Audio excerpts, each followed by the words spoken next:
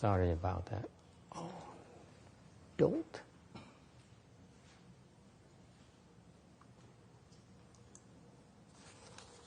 Okay, let's try it again.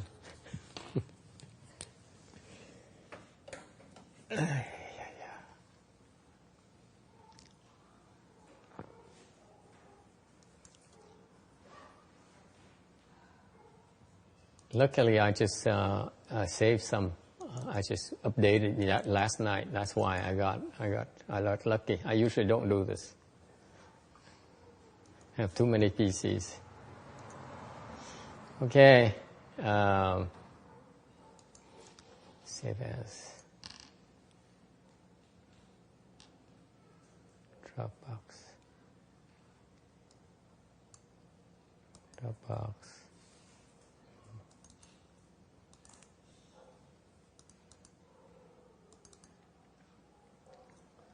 Okay. Right. Now it's local.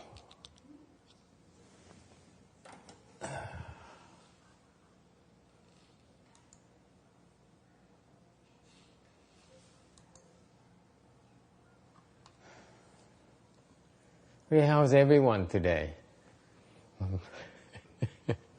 Anyone has a good joke that we could hear? God. Okay.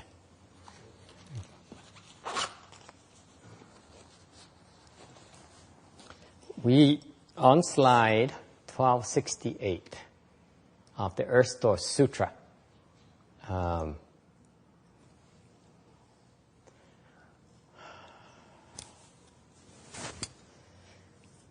the green ray and the great green ray, hào quang tướng quang lục và tướng quang lục lớn.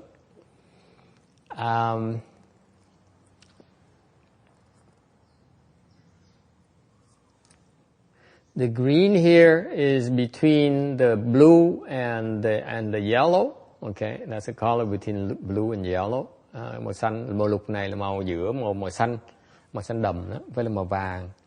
The green here represent vows, the vow paramita. Before, last week we talked about the azure, which represents prajna. Okay, now this represents vows.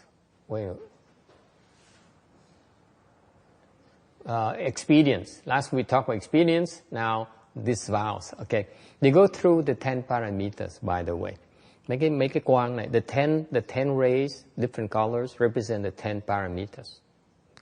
Okay. Mấy cái 10 cái hào quang này á, là tượng trưng cho 10 cái ba la mật. Now we are on to number 8. The 8th ray is a green color representing vows, tượng trưng cho cái nguyện. Okay. You vow, the bodhisattvas and the Buddhas vow to enter the sea of birth and death, to cross over folks like us who are in suffering and in difficulties. Chư Phật Bồ Tát lập cái nguyện là sẽ vào cái bể của sanh tử để mà giải thoát chúng ta, giúp chúng ta liễu khổ và giải thoát được những cái khó khăn. Okay, only the Buddhas and Bodhisattvas would make that kind of vow. The Hinayana people, they don't have that kind of vision. By the way, they have this kind of dharma. Chỉ có bên Đại Thừa mới có cái pháp này thôi. Bên Nguyên Thủy họ không có cái pháp này.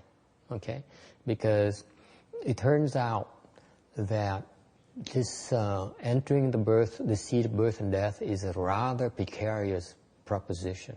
Nói thiệt quý vị, khi mà vào cái biển sanh tử này là một chuyện rất cực kỳ nguy hiểm. Okay, that's why the arhats, when they realize they're free from it, they say, I'm not going back here because it's too dangerous. Even I myself have no control over this.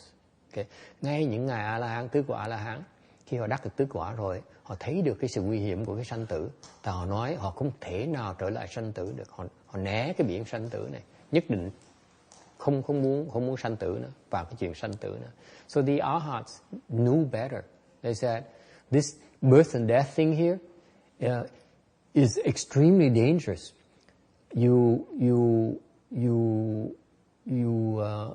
They are ill-equipped to. They have no dharma to handle the problems associated with entering and birth and death. Thành ra bên những ngài Nguyên Văn, Thanh Văn, người ta không có cái pháp để mà giải quyết vấn đề cái khó khăn từ cái sanh tử ra, thành họ né cái sanh tử. Ngược lại những ngài Bồ Tát á, Phật Bồ Tát á, thì muốn thiệt sự phát cái huệ, thành ra phải vào cái biển sanh tử mới thật sự phát được cái huệ. On the other hand, the Bodhisattvas and the Buddhas knew better. They said that if they want to ultimately unfold their ultimate wisdom, then they have to enter the sea in birth and death.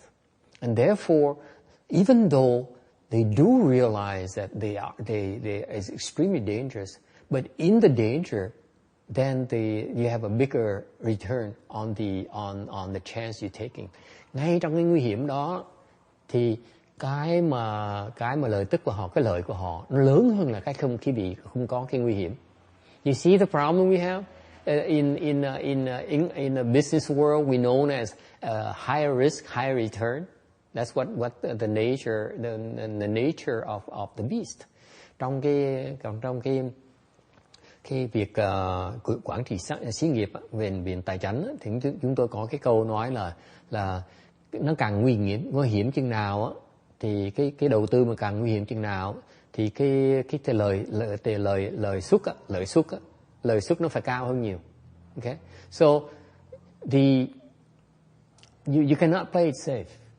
Ultimately, that's what the problem is. Thành nói nếu như mình muốn an toàn thì mình không thể nào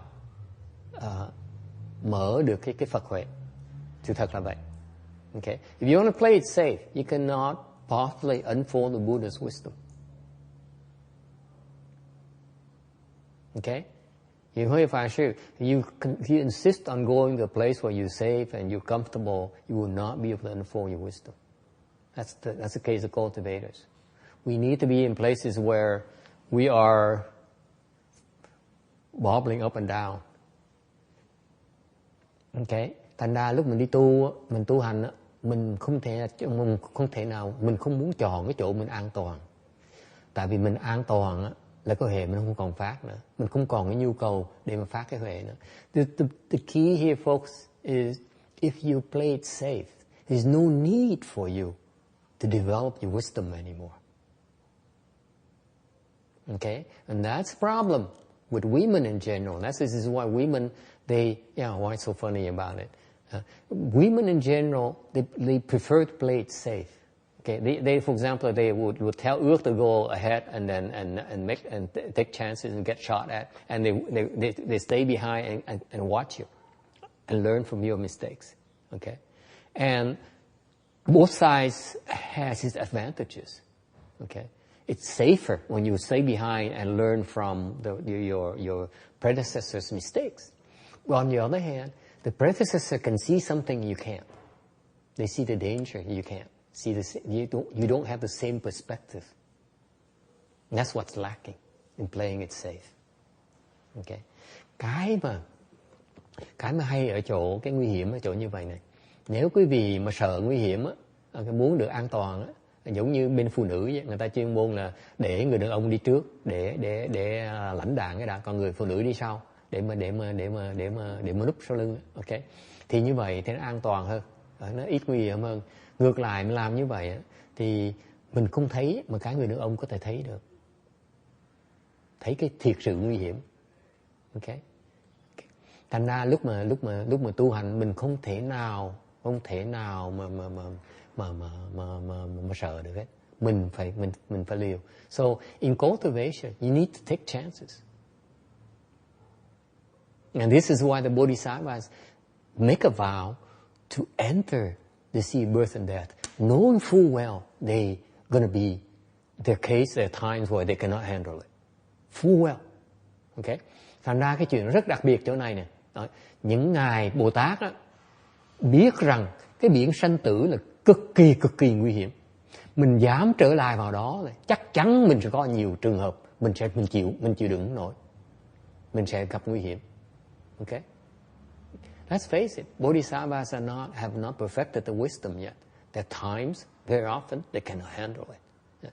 Thành ra, ngay những ngài Bồ Tát á, khi mà nghiệp lực họ tới, nghiệp lực nó tới, thì họ phải bó tay, họ cũng chọi không nổi nữa.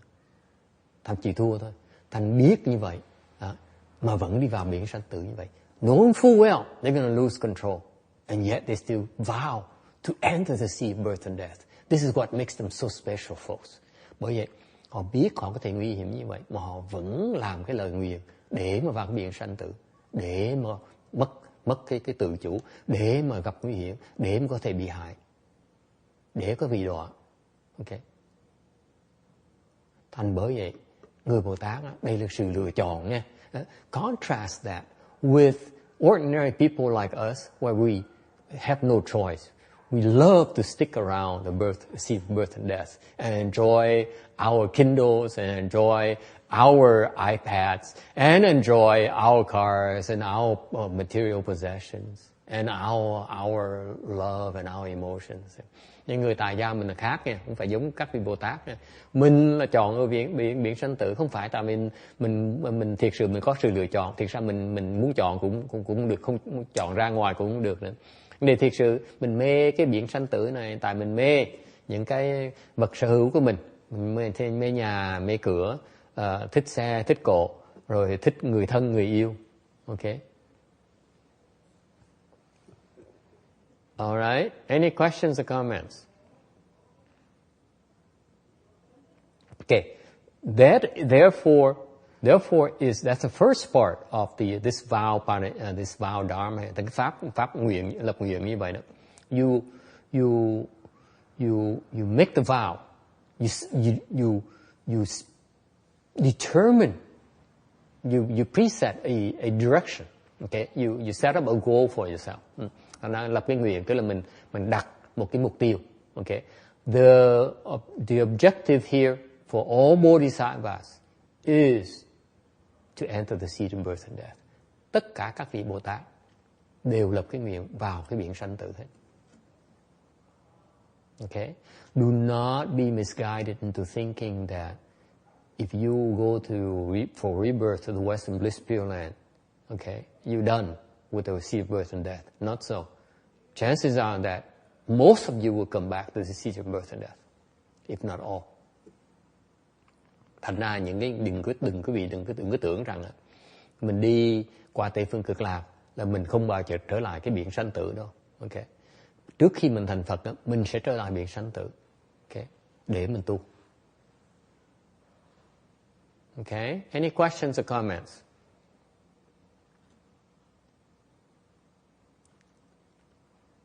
All right. And be mindful of the fact that these vows to deliberately enter the sea of birth and death is made based on wisdom, transcendental wisdom. Quý vị phải hiểu rằng những cái ngài Bồ Tát mà người ta lập cái nguyện để vào cái biển sanh tử nó là do nó dựa vào cái trí huệ bát nhã của họ, họ mới dám lập cái nguyện như vậy. Okay. And they in making these vows, okay, what they do is they create the seeds for them to receive help from their teachers.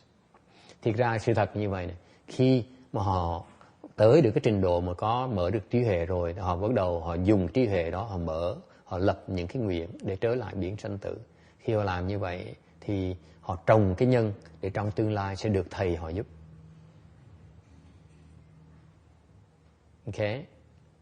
Tại sao như vậy? Why is that?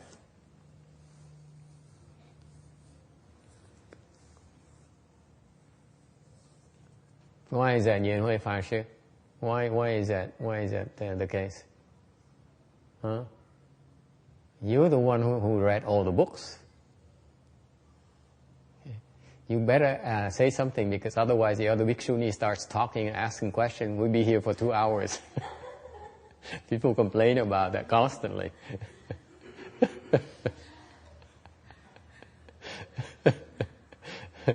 People don't appreciate the good humor we go through. Tại sao như vậy? Why is that?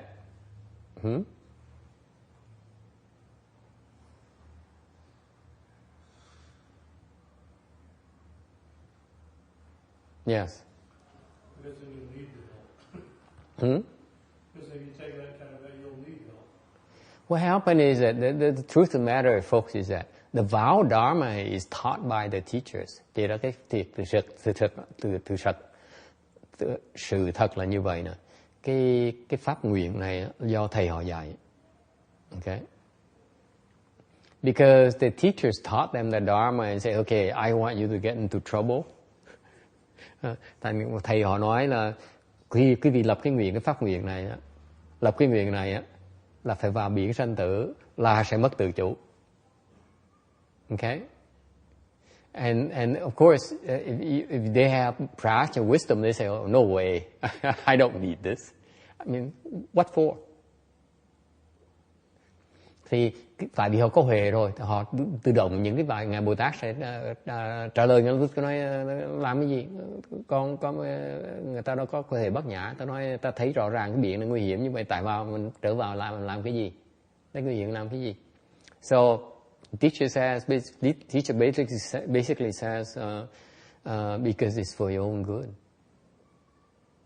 and because I will help you without even saying that. Okay. Thì ra người thầy sẽ trả lời, người ta sẽ nói là làm như vậy là có lợi cho con. Chuyện hơn nữa là thường họ không nói, người thầy họ không nói, nhưng điều người thầy sẽ nói là vào đó thì thầy sẽ giúp. Tại vì người thầy mình đẩy nó vào mà, sau nó rủa mình chết. So remember, you're the teacher. You talk your pupil into going back to the seat of birth and death. You don't help him or her. She's gonna complain, file a complaint with the authorities. Okay, so inherently, they don't ever tell you that. By the way, your teachers don't ever tell you that they will back you up, but they do it implicitly, and this is how bodhisattvas operate. Thành ra thường mấy người thầy tốt đó, người ta không bao giờ nói rõ cái vị là lúc mà dám làm cái nguyện để vào cái biển sanh tử là tôi sẽ giúp cho người ta, không cần nói như vậy. Ta âm thầm ta ủng hộ cho mình thôi. Đó là cái hành vi của những vị Bồ Tát. Okay, this is the difference between the bodhisattvas teaching and the way they operate, and from the non-Buddhist traditions, where they make promises and they attach to marks. Thành ra cái khác biệt giữa cái đại thừa với những cái pháp môn khác là tại vì đến đại thừa là làm thôi mà không lộ diện ra. Okay. All right. Any questions or comments? Ai có ý kiến gì không? Hay là có thắc mắc gì không?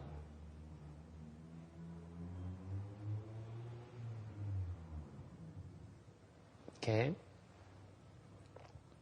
And because they have the wisdom, okay, when they go back to the seat of birth and death, they're really able to help a lot of people, and in that way accrue the blessings. Thành khi mà những vị Bồ Tát này mà trở về lại cái biển sanh biển sanh tử, thì những ngài đã có cái huệ với lực rất là cao rồi, thành ngài có thể giúp đỡ rất nhiều chúng sanh, và như vậy mà tích tụ phước để mà các ngài tu. Okay. So it's like green foliage can provide the shade to living being, cũng giống như cái cây mà có thể đem lại cái tươi mát, cái bóng mát cho chúng sanh vậy. Okay. And the great green ray, cái hào tướng quang lục lớn, they vow to help living beings accomplish Buddhahood. Because if I do not enter the hells, who's stupid enough to do it? Who will? Okay. Cái lớn này có nghĩa là họ nguyện rằng sẽ giúp chúng sanh thành Phật quả. Vì sao? Tại vì nếu mà tôi không giúp, tôi không đi vào cái địa ngục á, thì ai vào bây giờ? Ai mà dạy mà vào bây giờ?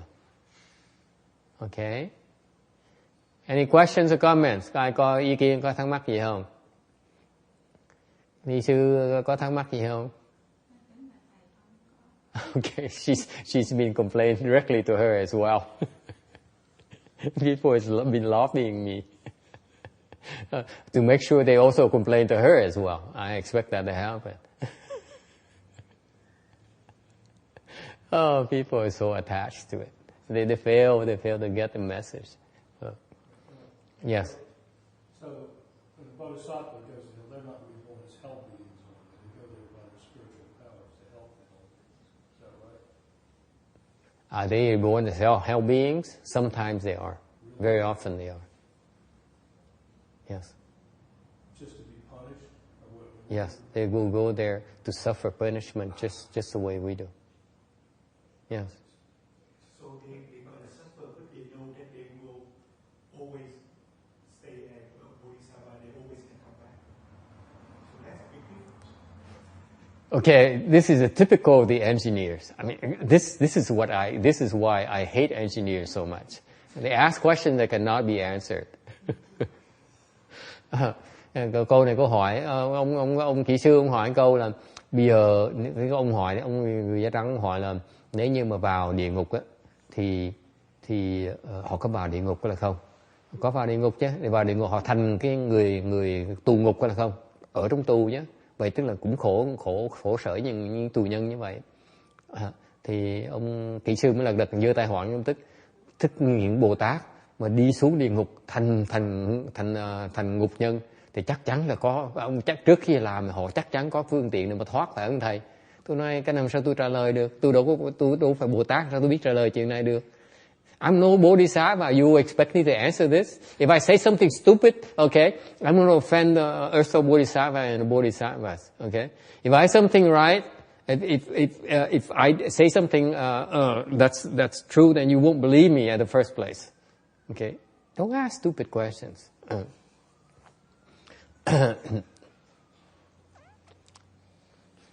Okay, anyone wants to answer? Sư cô trả lời cái này, ông kỹ sư đi. Người ta hỏi có lý đó nghe, nó có lý. Tại vì tôi là người có lý trí, mà tại sao mình có thể dạy gì mình vào xuống mình chịu khổ là tạm thời vậy, đúng không? Chứ chịu khổ mà 10 vạn kiếp nữa ai mà dạy làm mà chịu khổ làm cái gì, đúng không? That's what he said. Đó, ý ông là như vậy đó. Yeah, I need to clarify for him. This guy he's no dummy. He says, okay, I can go down to the hells and suffer for 2 or 3 days. I can take it. But not for 10,000 kalpas, okay? That's what he means. Not necessarily get back. He says, at least I have a limit, okay? I need to make sure that if I need to, I pull the red cord and I get out. Thì ông này ông nói giống như bên nhảy dù vậy đó. Mình nhảy xuống á, mình rớt xuống như vậy á, mà có cái cầm đỏ kéo một cái là cái dù nó bung ra là thoát ra, không sao hết. Họ cần cái chỗ cái đường, cái lối thoát, ok? Yes, cô trả lời, cô Phước Trừ trả lời đi.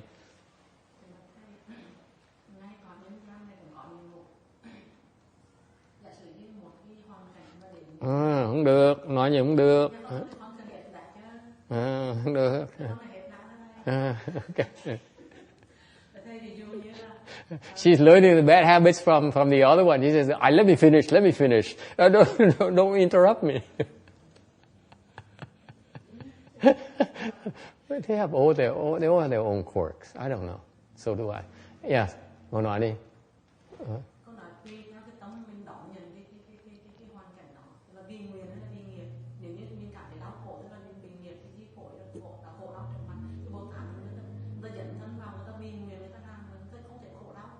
Không thể thụ đau được. Không thể là không thể. Không chịu, không thể, không được, không động. Cái tấm không bị cái khổ nó vì nguyền đó. Nguyền thì giả sử giống như là người ta có nơi sống Bồ Tát nó lời người ta làm She's never done it before, you can tell. That's why she says, oh, I have this ideal, it's so beautiful. You know, it's kind of, this is, he says, don't interrupt me, she says, yes.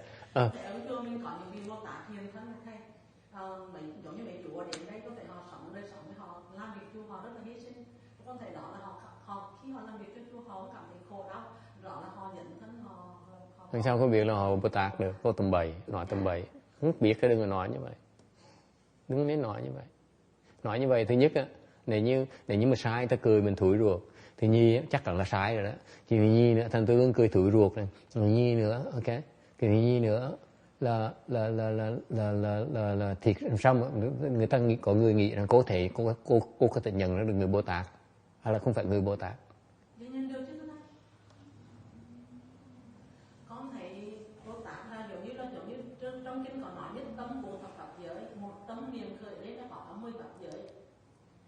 Từ cái Phật cái để có như để súc sanh một tâm niệm thôi, thì một tâm niệm là như cái niệm tâm mà khởi lên đó, mà đọa địa ngục cũng ở đó mà thành. I think she went exceeded her time limit here. Now I think they're implementing a new time limit.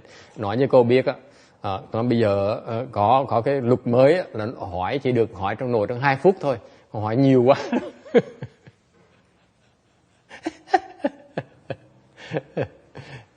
Sao nói đùa chứ, nói đi, nói thoải mái mới nói, không sao hết. Người ta nói thì người ta nghĩ gì kệ người ta. Mình tu pháp mình. Sao?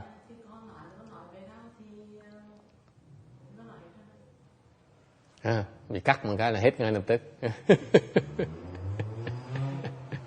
Tâm bậy, sao cô nhận ra được Bồ Tát được?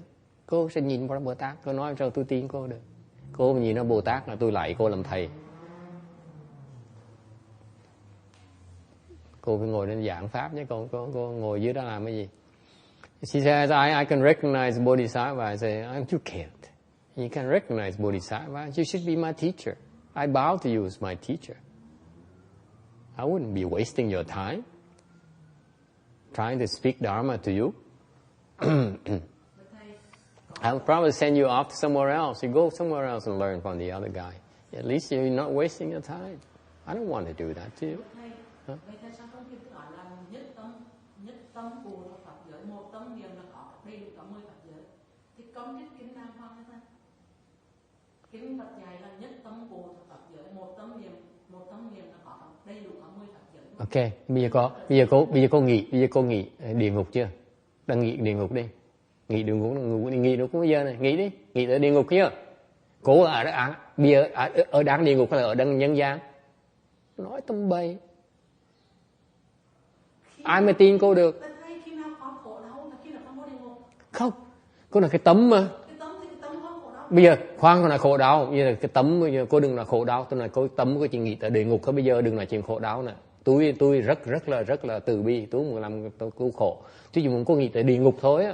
Bây giờ cô đừng nghĩ địa ngục thì cô nói có một tấm là địa ngục, tức là cô ở đang địa ngục, cô đâu có đang địa ngục đâu, đang gọi nhân gian sao địa ngục nói tấm bậy.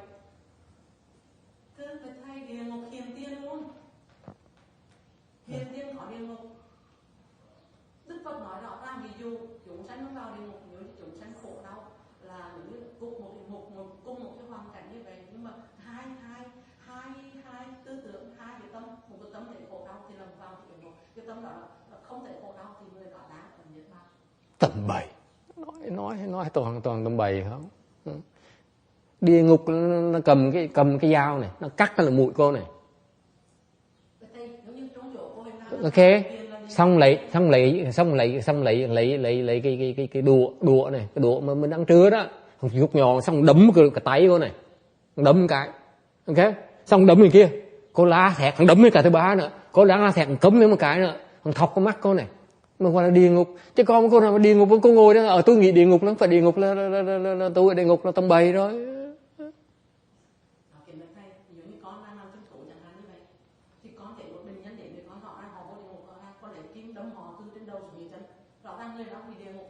Không, người đó không phải địa ngục, tâm bậy. Cái đừng ngụy biện, nó tâm bậy. Địa ngục á, là cái chỗ bị tra tấn mà thiệt sự là họ đang đau đớn dễ sợ lắm. cô trì bệnh nhân cô, sau đó đựng bệnh nhân cô bằng cái điện bệnh nhân của cái người tù ngục được. Nói nó tầm bậy. Không có căn cứ. Mà cô chưa tới địa ngục, sao cô dám biết cái khổ địa ngục ra sao nữa. Mà cô dám so sánh cái khổ người chấm cứu của bệnh nhân của cô mà về cái người khổ ở địa ngục tới chưa mà dám nói như vậy.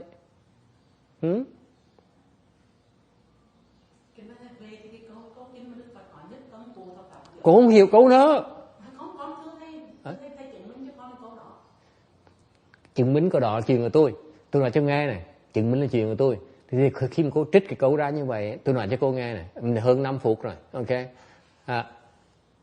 Nói cho cô nghe này, cô không hiểu câu nữa, cô dùng câu này trật, nói tấm bay. Cái gì mình nói á, mình phải có bằng cớ mà mình nói được. She's going over a time limit as well. We are implementing a time limit nowadays, but I tend to be loose with all these rules and regulations. That's always been my case. Okay. Cô nói chuyện, cô trích những chuyện ra mà cô không có cái căn cứ mà cô nói, chỉ nói trong cái lý thuyết thôi. Trong cái người bên Âu Châu, bên Việt Nam tôi không nói gì, còn bên Âu Châu hằng cọ đầu cô nói tầm bậy, cái nó không có căn cứ, không ai tin cô được hết. Cái Phật giáo cứ bị ra đồ mê tín gì đó. Cái pháp đại thừa này bên Tây phương này là phải đủ cái sự mạnh, đủ sức mạnh, đủ cái sự thật để mà thuyết phục được tất cả mọi người. Chứ còn quý vị cái pháp quý vị mà con éo hẹp dựa trên mấy tiền gì đó không có căn cứ, sao mà nói tầm bậy dạng pháp đâu có được.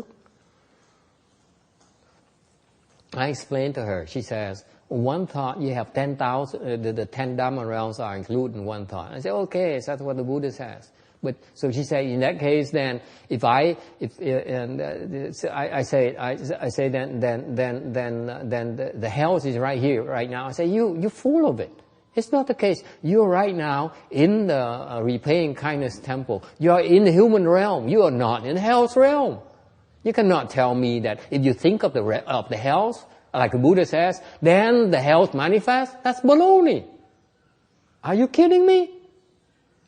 He says, but what about the mind? If your mind is suffering, then you're in the health. I say, suffering is different. If you say that if you do acupuncture and you do treatment to someone and it hurts when they do acupuncture, it hurts a lot, by the way. Do acupuncture, it hurts. Okay, that means that in the health. I said, baloney. That hurt you experience from acupuncture is nowhere near the hurt when you experience in the health. Okay, acupuncture you stop. The health you push until your eye pops out. The pain is quite different. Baloney. Okay, I need to point out to all of you. Okay, Mahayana. Okay, should outgrow the bounds of Asian beliefs and Asian culture, because Mahayana is in the West. If we ever bring Mahayana to the West, we try to explain Mahayana to the West, especially not only to Asians as well as younger Asians, where they are educated up here, they're brought up in this environment. We better make sure that we have enough scientific proofs, have enough logic, enough data is based on facts, not simply conjectures. You simply cannot read a book and say, because the Buddha says, therefore it must be true. He says a lot of things that are not true, let me tell you. Đừng có nói Phật nói là đúng ha. Phật như khi Phật nói láo nữa, sao quý vị biết được? Sao quý vị biết được? Phật đã nói láo đứa con nít rồi. The Buddha sometimes tells fib.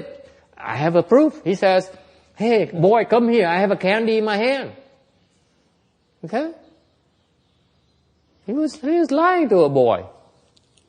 So you can't tell me the Buddha is always telling the truth. No, he's not. Chào. Lan có question gì không? 5 phút rồi, bây giờ mình có luật 5 phút, rồi xong mình trở lại 5 phút sau nữa.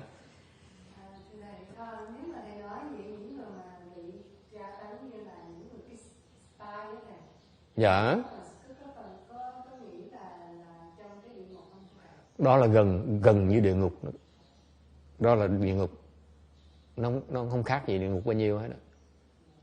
Okay. Cái đó là gần rồi đó. Còn nói chuyện châm cứu chứ không phải là địa ngục, nó là tầm bậy. Okay. Cái địa ngục á, có nghĩa là cái khổ mà mình chịu không nổi. Cái cô này không hiểu, cô nói tầm bậy là cái lý thuyết của tôi không thèm nói thẳng đó. Tại vì cái địa ngục là cái mà mình bị tra tấn đến cái trình độ mà cái thân với cái tâm mình chịu không nổi nữa mới gọi là địa ngục. Còn địa ngục nó chích vài cái trong đau của mình, cô làm nhẹ nhẹ tôi, cô không dám chích mình nữa thì đâu gọi là địa ngục. Địa ngục nó chích thêm, nó đâm thêm nữa cho mình quẹo luôn, nó gọi là địa ngục. Thấy không? Nó đâm một mắt mình xong nó móc trong mắt nó bóc ra luôn, gọi là địa ngục. Còn mà tra tấn người ta mới đụng đau một cái tôi sợ không dám là đâu gọi là tra tấn, như thầy đâu dám tra tấn cái gì đâu. Thấy không? Thành đâu thầy nói tới chùa là địa ngục được. Okay. She says, so what about the, let's say, the spies who are tortured? Okay. Is that the hell? I said it's very close to the hell. The concept of the hell is that the suffering is to the point where you cannot physically and mentally are able to take it anymore. That's called the hell. Constantly is the case. Here, you take acupuncture when it starts hurting, you say, hey, take it easy. And she eases off immediately. That's not the hell.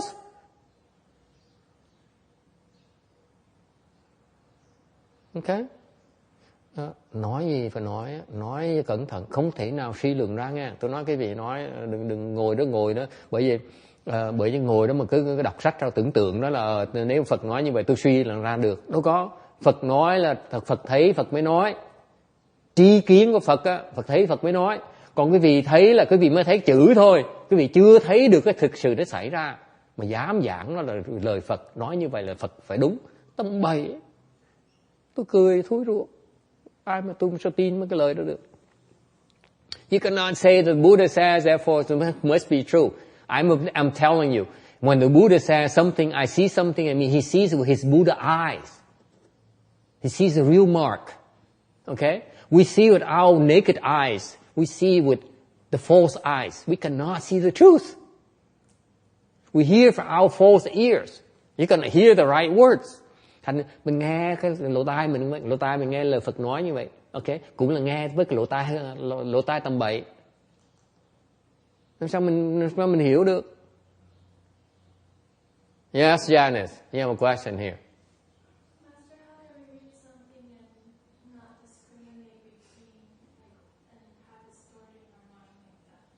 How do you avoid it? Okay, you avoid it by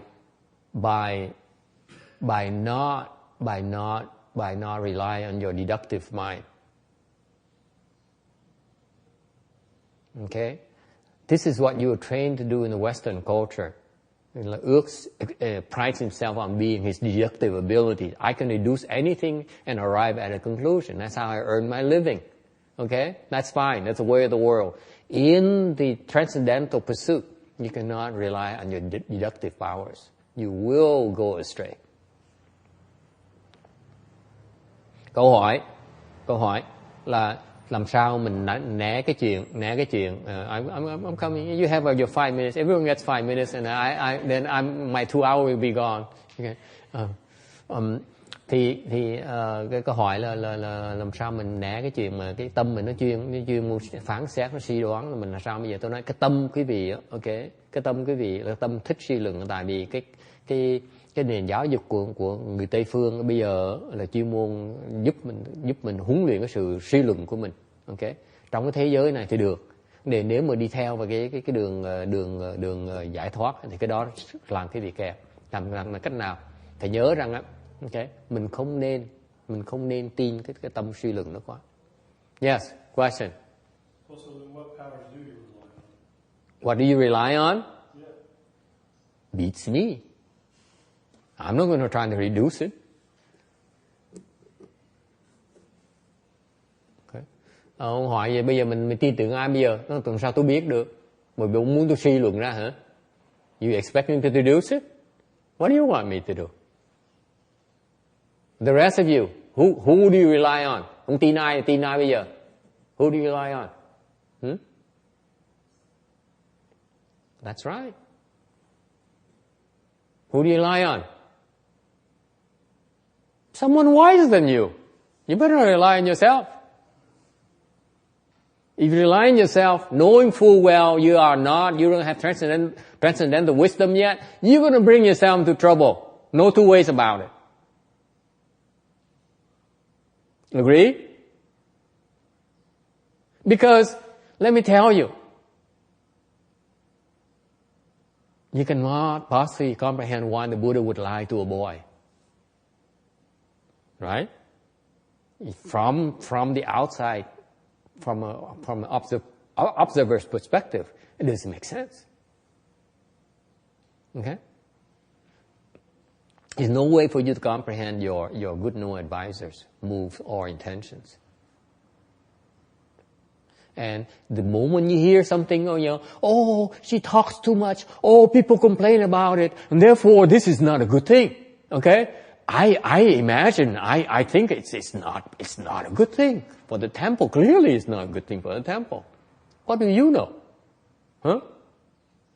You rely on your deduction, your deductive mind to arrive at that conclusion. You're wrong right there. Okay?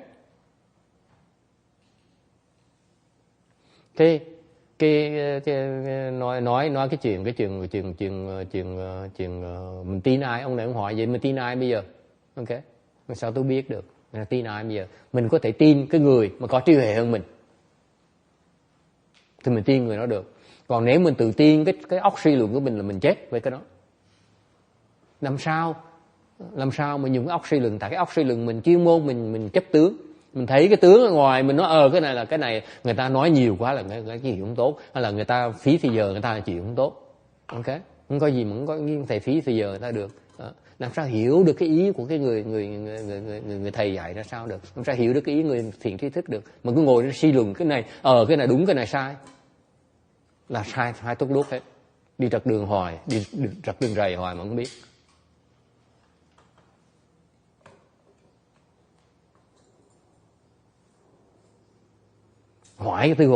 Tự hỏi mình coi. Ông thầy cũng sửa soạn một tuần để mà giảng pháp, tới để ngồi chứ bị phí 2 tiếng đồng hồ của cái vị hả? Giỡn hoài. You think that a teacher would prepare the entire week? This is what all the Buddhist monks and nuns do. They spend the entire week preparing for one lecture, one half-hour lecture. That's what we do. Like the teachers, right? The fathers. He spent 2 or 3 days writing the sermon for the Sunday sermon, right? So that's what they do. That's what we do. You think that we spend the week preparing for the lecture and then come here and waste your 2 hours?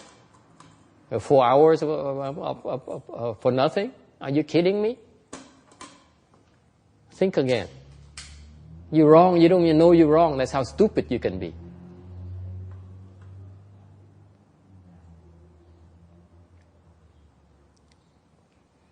Any other questions or comments? Ai có ý kiến thắc mắc gì nữa không?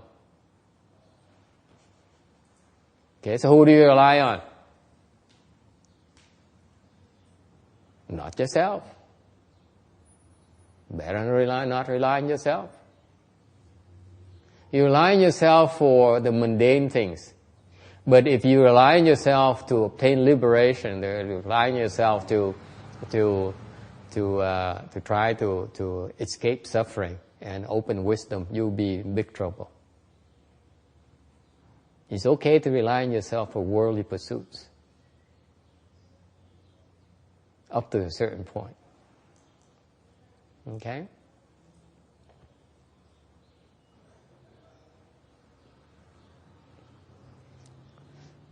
Okay, any other questions or comments?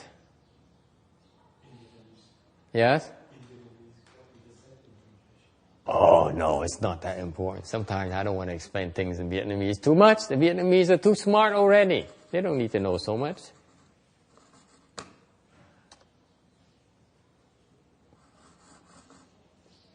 Okay, it's not cooperating.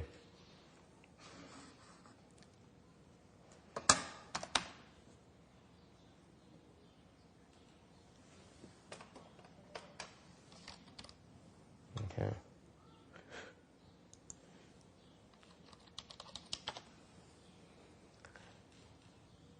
Okay.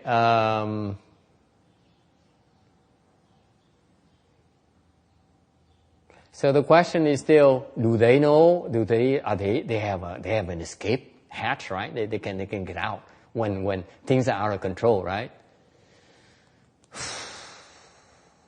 What do you think? Cái này vẫn cái thắc mắc vẫn là người ta vẫn có lối thoát phải không?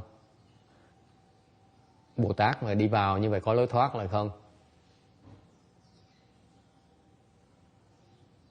Of course there is. What do you think? They're irreversible. That's part of irreversibility. They will never regress. They may be suffering for 10,000 kalpas. Okay? But they will never regress. So once they are bodhisattva, They would stay bodhisattvas forever. So they may be suffering the health of 10,000 kalpas or 1 million kalpas. Good for them. But they still are, eventually get out. Okay? You see what I mean? So sometimes the answer is yes and no in the sense that because they lose control, okay? Therefore sometimes it's probably a little bit longer of a vacation than they were planning for. Okay, that's what I mean by lack of control. Okay? But eventually they get out. Okay? Does it make sense? Cái câu hỏi hồi nãy là nếu như Bồ Tát vào địa ngục như vậy, ta kẹt như vậy thì có lối thoát không? Tôi nói có thể có thể không. Tại như vậy này, nhiều khi cái ngài Bồ Tát đương nhiên có lối thoát rồi. Tại vì một quý vị đạt tới cái địa vị Bồ Tát rồi, quý vị bất thối chuyển, có nghĩa không bao giờ đọa nữa, không bao giờ thụt lùi nữa. Ok? Không bao giờ thụt lùi nữa, không bao giờ hết đó. Nhiều khi mặc dù không bao giờ thụt lùi, nhưng nhiều khi mình mất tự chủ. Thay vì mình tính ở đó khoảng chừng 1 tháng thôi á, mình sang á, ước chừng tôi ở sáng thôi, sức tôi chắc dư xăng ở 1 tháng. Bụi nhiên mình ở có 10 triệu năm luôn, rồi mình ra không được. Để cuối cùng mình vẫn ra như thường, mình vẫn thoát được như thường. Okay? Bồ Tát nó khác mình chỗ đó. That's the difference between Bodhisattvas and us. Okay? They get out eventually. We can't. Okay. Any other questions or comments? All right, moving on. Okay. Sao cô Phước Từ vẫn không đồng ý về cái chuyện mà một niệm là có 10 pháp giới ở trong hả? Nói tầm bậy nha, nói tầm bậy người ta cười mình á, ta nói là cái gì mê tín dị đoan không được. Okay. She disagreed with me. That's okay. She'll get over it eventually.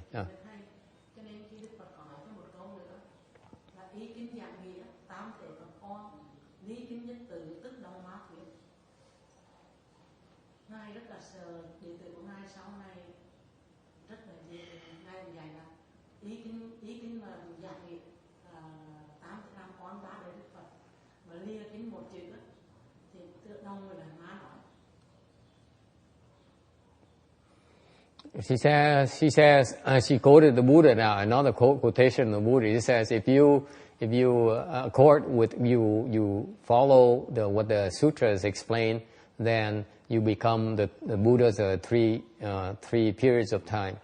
If you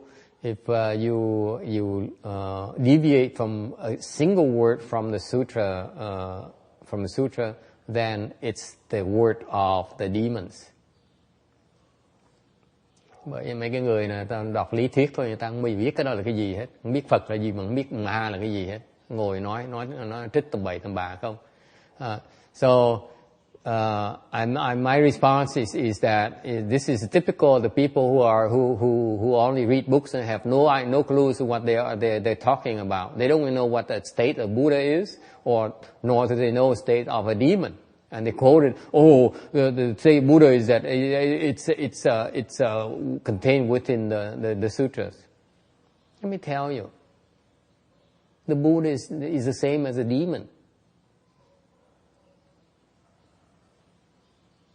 Isn't that right? Of course. It's no different from the demon. Only stupid people will differentiate between demon and Buddhas. Not only it's a flip, also it's no discrimination.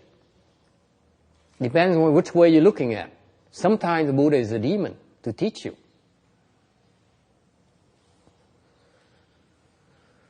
nói cho quý vị nghe, trên lý thuyết thôi quý vị em hiểu thôi, chứ còn thiệt ra nếu mà quý vị nói mà Phật mà thì nói không phải quý vị Phật không khác gì là ma không khác gì là Phật. Thì người đạo cô nói là cô lắc như một tay lật qua lật lại thôi, nó ở một phần nó phần khác, Phật là ma và Phật, không biết thì nói như vậy thôi. Đọc sách không chưa hiểu Phật là gì, hiểu ma gì mà cứ nói cứ ôm cuốn sách là tôi biết sách, người cao sách là đúng.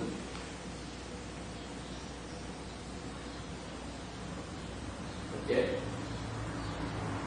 So that's what happened when you so rigidly adhere to the Buddhas and the sutras, the texts, and say and are too afraid to deviate from that. And then I call you a demon.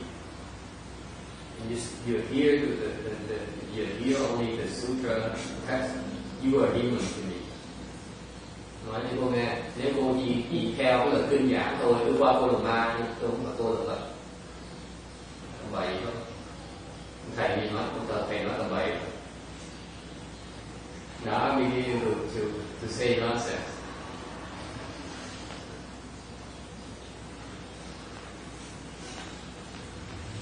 Không phân biệt ma với Phật, mình đem ra mà nói ma với Phật. Cái tâm là nói tôi là ma, tôi là Phật, người kia tôi là ma, tôi là Phật, người kia là ma. Cái tâm phân biệt đó không thể nào thấy được cái tâm của Phật, không thể nào thấy cái tâm của ma. Không vậy thôi.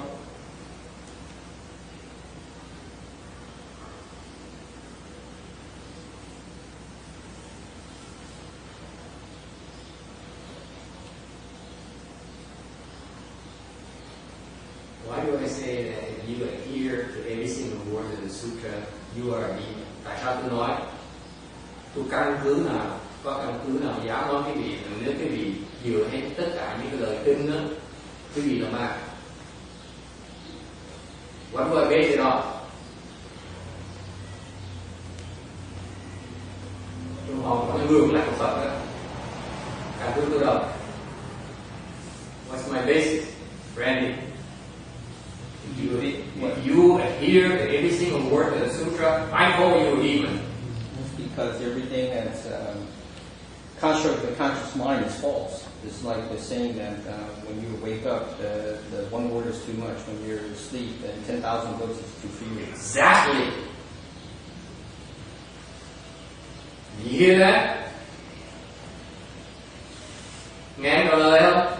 Không nói là một khi mình giác ngộ rồi á, ok, chứ không còn cái chữ nào nữa hết. Còn khi mình còn mê đó, ok, thì 1000 cuốn kinh vẫn chưa đủ như thường.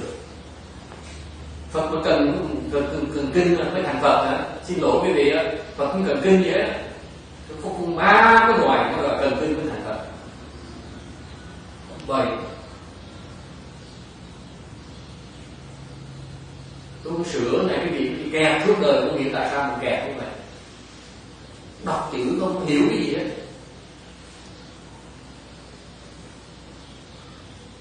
Exactly. The Buddha does not need a single word to teach you. If you adhere to any single word says, I need to stick to this because this is what makes me a Buddha, you are a demon. There's no way you become a Buddha when you're like that. Còn chấp một cái chữ kinh nào là cứ bị thành con ma hay là thành Phật được. Có hiểu không?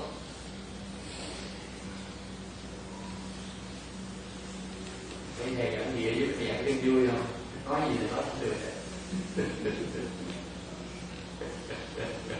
You see how I explain sutras? I just negated what all the Buddha just said. But you quoted the Buddhas. I said I negated all of that. Refuted all of that. You think we're attached to words? Yes. You are attached to words. I'm not. Quý vị mới kẹt chữ chứ tôi không có kẹt chữ với quý vị đâu.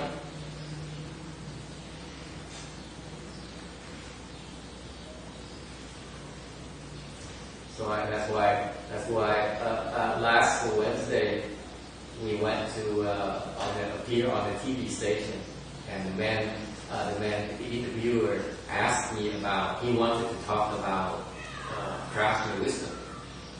So he said, he started by saying, prajna it's one of the three non-alcohol studies. You do precepts and samadhi and then wisdom.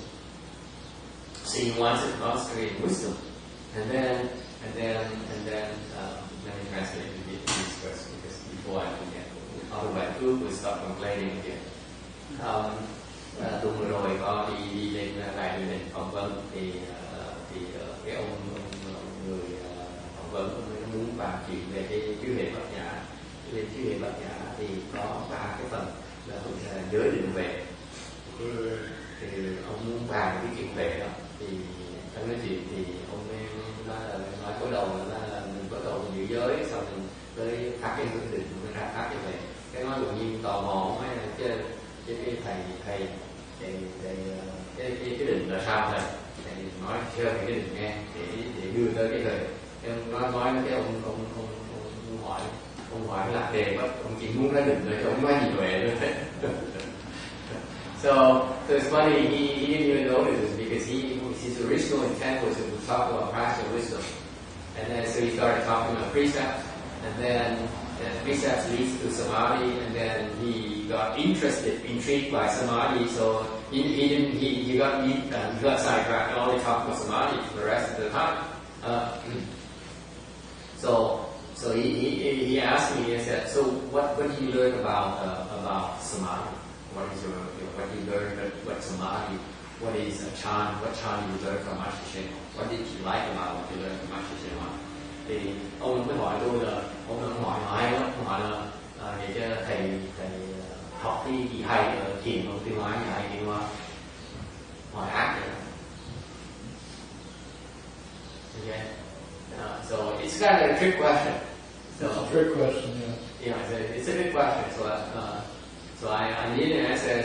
I'm not sure I understand this chart. Okay, so let me make sure I get it straight. Okay, just my interpretation based on my conscious mind. Okay, so it's not what I really got a handle on this chart. Tôi trả lời cái đó là nói nó văn co thì cái ý tôi muốn nói là tôi không dám nói tôi hiểu cái pháp liên hóa. Tại vì cái ý tôi còn cái phân biệt tôi còn nhiều cho tôi hiểu cái pháp này tôi hóa được đều tôi chỉ giảng theo cái óc phân biệt của tôi thôi. I said what I like about him is that his chant is no chant marks. That's what I love about his chant. Thành ra tôi mới nói là cái pháp mà thiền môn này tôi nói dạy mà tôi thích nhất là cái thiền của ngài Thiên Hóa dạy là thiền vô tư. Vì as I said, you go to Master Xu or Master Shen, you still see a Chan school mark.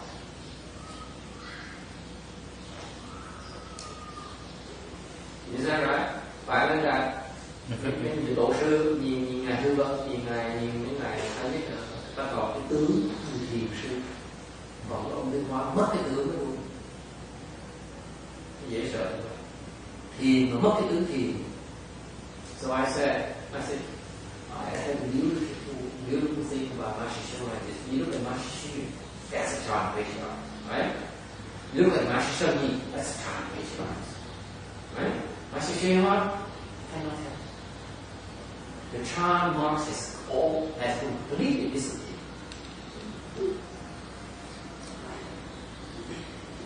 Isn't that beautiful? That's how beautiful his Dharma is. His charm is so beautiful. He has no more marks. That's how advanced his charm is. Thành ra, tôi nói cái gì nghe, nhìn ngài Hư Vân thì có cái tướng của cái người thiền sư rất là cái bản nhược dễ sợ. Nhìn ngài Thánh Nhất vậy có cái hình cái hình một cái mảnh hình bờ của người thiền sư. Còn nhìn ngài Thiên Hóa như người thường hoàn toàn có cái tướng thiền dễ sợ. Thiền cao đến cái độ thì phải mất luôn cái tướng, đặc biệt không thể tưởng được. That's why I love about his charm. It's so beautiful. It's gone. It's no more charm. Completely gone. That's how advanced his charm is. Doesn't help you, doesn't help me, but I just love it. Nghe nói thật thà thì thôi á, chả có lời hết. Tại sao mình nghe mình chả biết cái thiền là cái gì hết á. Tại vì cái người phỏng vấn muốn biết cái thiền là cái gì chứ, không phải chấp cái gì hết nữa, không có gì mà chấp hết á. Mà ông hiểu cái bài học đó. Bài học nó nhẹ nhàng, không ai ngày đó không ai thấy cái đó được đấy. So what I try to tell him is that, see, the interviewer was groping for something to say, okay, what chant? Tell me about this chanting. Yeah, I can call the chant, okay? I said, there's no chant. There's nothing you can call a chant. He didn't, no one got that message. Chant is no chant. It's ultimate chant. Thay đổi cái mai hiểu cái gì? Mai hiểu cái gì? Thành ra, may nó không rồi, ngày trong tương lai có người nào mà thiền, ta nói, đó là thiền. Cái cô thông minh này, cô nói, trong thầy giảng thiền cái gì quá, phải biết mà thầy giảng nhiều hơn. It's a funny thing, the guys is that on the way back, then we put them here, the smart aleck. She says, oh, it's too bad. He asked such good questions about Chana and Samadhi. I wish you had elaborated more about Chana. I said, no. I said too much already. Tôi nói trả lời sao? Không có đâu. Thầy nói hơi nhiều. Thầy nói nhiều quá. Không ai hiểu đâu. No one understood it, including my God. There are 3 tenants. Okay? No more. I don't know how we got sidetracked as usual. But anyway,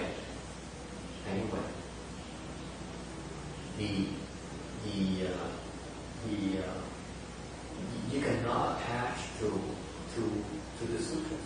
Là quý vị, hồi nãy có sư cô nói là cái kinh phải hiểu theo lời kinh hướng của Phật, đó là cô cũng đi trật đường rồi. Thầy, nghe cái nọ nữa. Ý kiến giảng nghĩa tám thể Phật phó lý kiến nhất từ tức tâm má quyết, cái có còn nói là ý để chứ không thấy hiểu thì cái lời con thực ra có thể hiểu sai rồi. Okay, she says if you rely on the sutra to explain that you are the three Buddhas, the Buddha 3 periods of time. Let me explain to her again. Okay. Okay, để thầy giảng cái cô nghe là cho rõ ràng, thầy nghe có được là cô trật cho cô rồi. Cô nghe lời thầy giảng trật đấy, còn thầy nghe lời cô trật đấy. Thầy giảng cái rõ này. Okay. Cô mà y kinh, ok, thì cô là ma.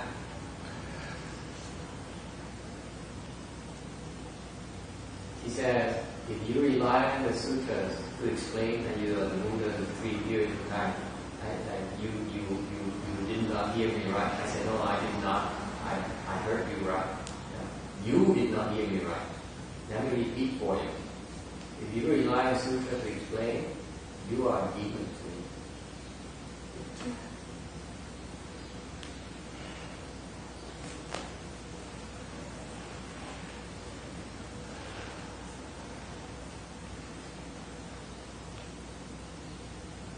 Any problem with that? Anyone? Có ai có vấn đề gì này không? Anyone has a problem with it?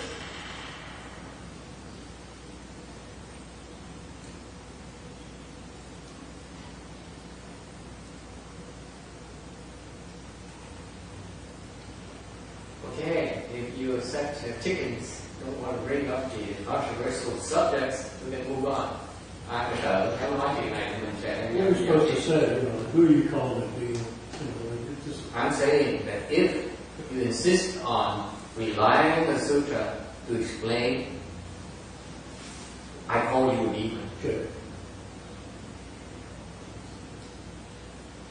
You know who they are. If you rely on a single word of the sutra to explain, I see you as a demon. I don't see you as 3 Buddhas and 3 views of time. Nghe cái rõ này. Tôi thấy người nào nó phải dường chữ kinh nó để mà giảng đó, tôi coi người đó là ma, chứ không phải tôi coi người đó là Phật.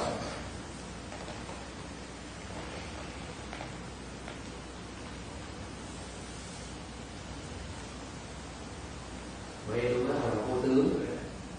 Phật pháp còn có tướng, chữ kinh nó còn tướng rồi, nó chết rồi.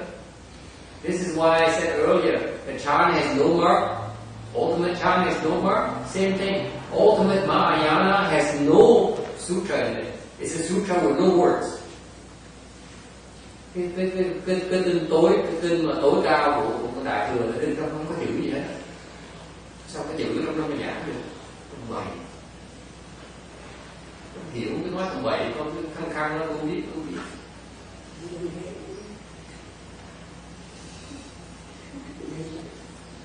Bởi vậy cái dân mà đọc sách thôi, đi ngồi suy luận thôi. This is the problem of all the people who read books only have no idea what the books are really mean.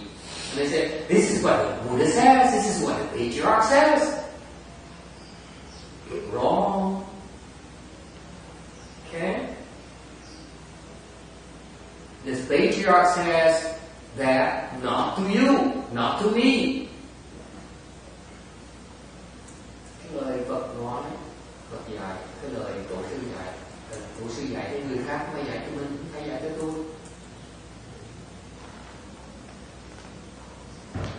Okay?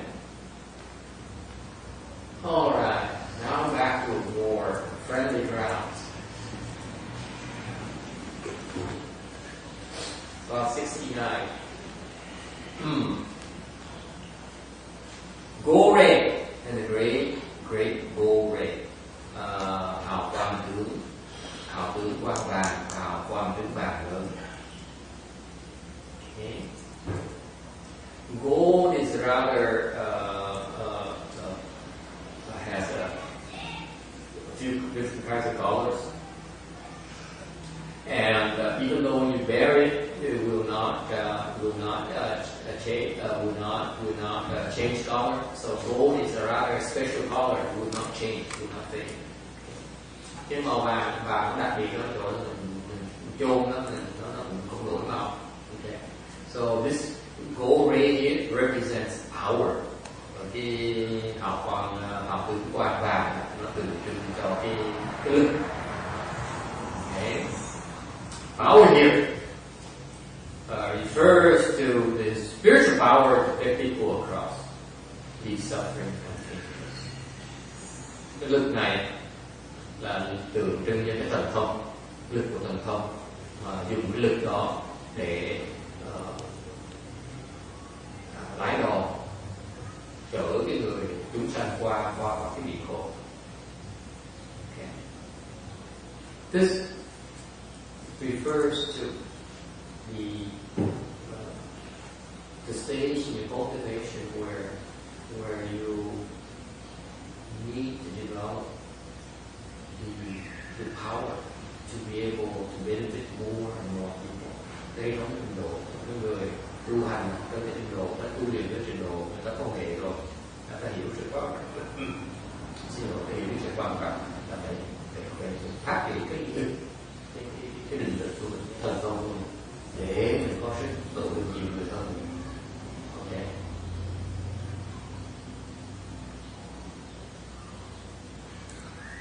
And the great here designate the Buddha's 10 powers, where it has all the necessary powers that are needed to cross over living beings. Cái lớn là cái đài này nó tượng trưng cho cái phước 10 Phật lực này là có hết tất cả những cái sức lực cần thiết để mà cứu độ chúng sanh. Okay. I don't ask me about this and 10 powers. I don't know what they are. They're too much for me. I'm no Buddhist, so I have no interest. Tôi thắc mắc về cái Phật lực thì có thể tra cái gì, còn tôi không biết, tại vì tôi còn xa Phật và tôi cũng nhận lời. Okay. Any other questions or comments?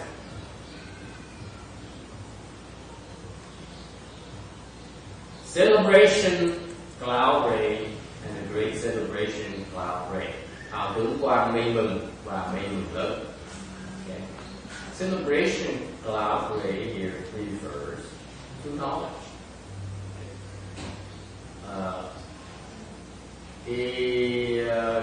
Cái mây mừng này là nó tượng trưng cho cái trí. Okay.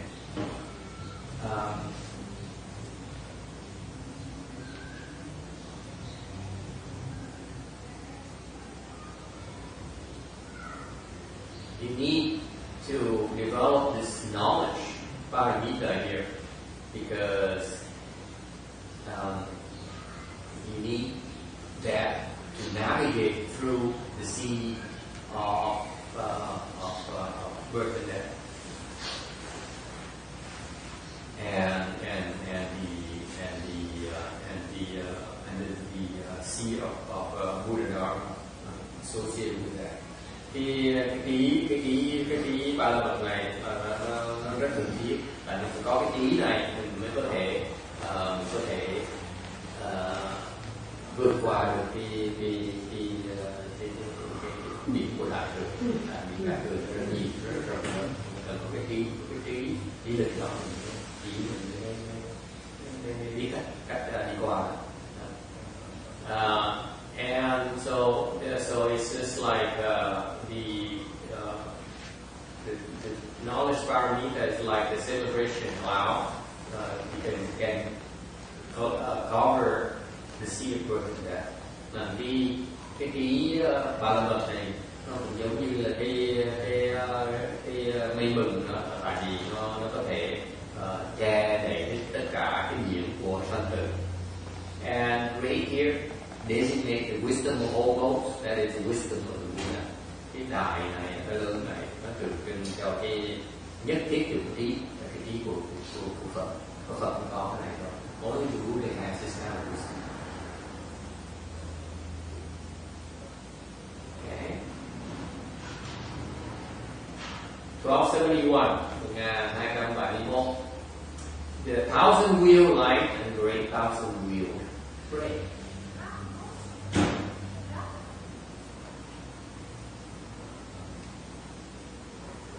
Mùa hào tướng qua ngàn luân và ngàn luân lớn. They view the beards.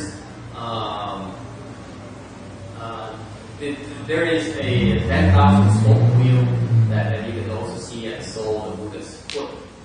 Cái này nó hào tướng nó hiện ra ngàn cái bánh xe, có ngàn cái cây luôn. Giống như ý bằng kim Phật có một cái luân như vậy, có cái hào tướng như vậy. The Shastra says, cái luận nói rằng về cái luân, speaking of the wheel, it's like the full moon's light, the light from the full moon, nó giống như là cái mặt trăng tròn này, ánh sáng mặt trăng tròn. There are cool and clear without obstruction. Hào quang này, cái ánh sáng này nó thanh và nó mát và nó vô ngại. And it can go to all empty places, empty spaces. Có tới tất cả những cái chỗ mà trống. And they illuminate and all the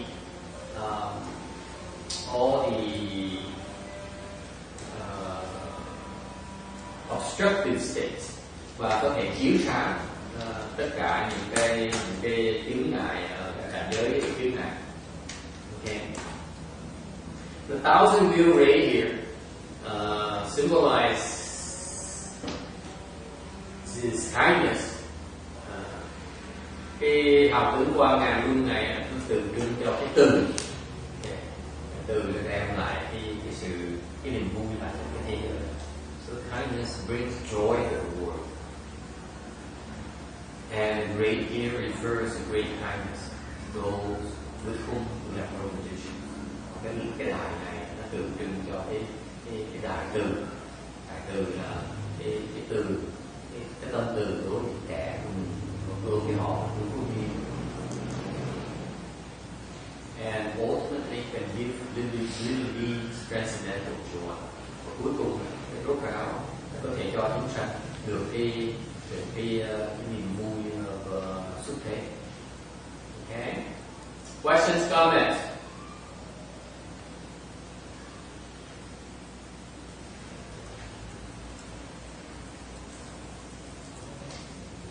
Well, 1272, 1272.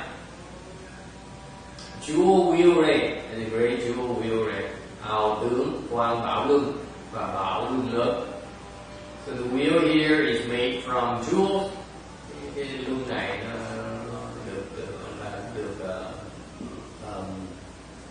nó được làm bằng các loại bảo. Jewel wheel ray represents compassion, which can eradicate all sufferings in the world. Cái hào tướng quang bảo luân này nó tượng trưng cho cái lòng bi, cái tâm bi này có thể cứu khổ. And the great here points to the great compassion of having the same substance.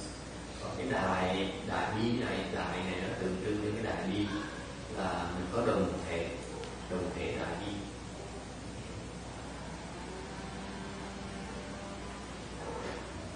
So the great compassion here can eradicate both the share section and the change section, death, suffering. Cái đại bi này nó có hạnh, nó có năng dụng, nó có thể tiêu trừ được cái phân đoạn, cái biến dị đoạn của cái biến dị. Cái biến dị của cái khổ với cái sanh tử. Okay, any questions?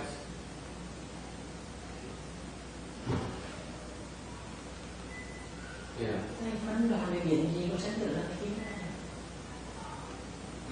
Question is, what is the share section and change section?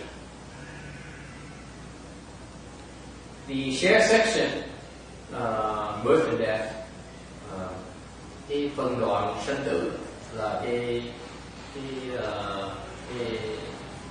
sanh tử mà nó đối với cái thân thể của mình. The share section, birth and death, is associated with your body. Share meaning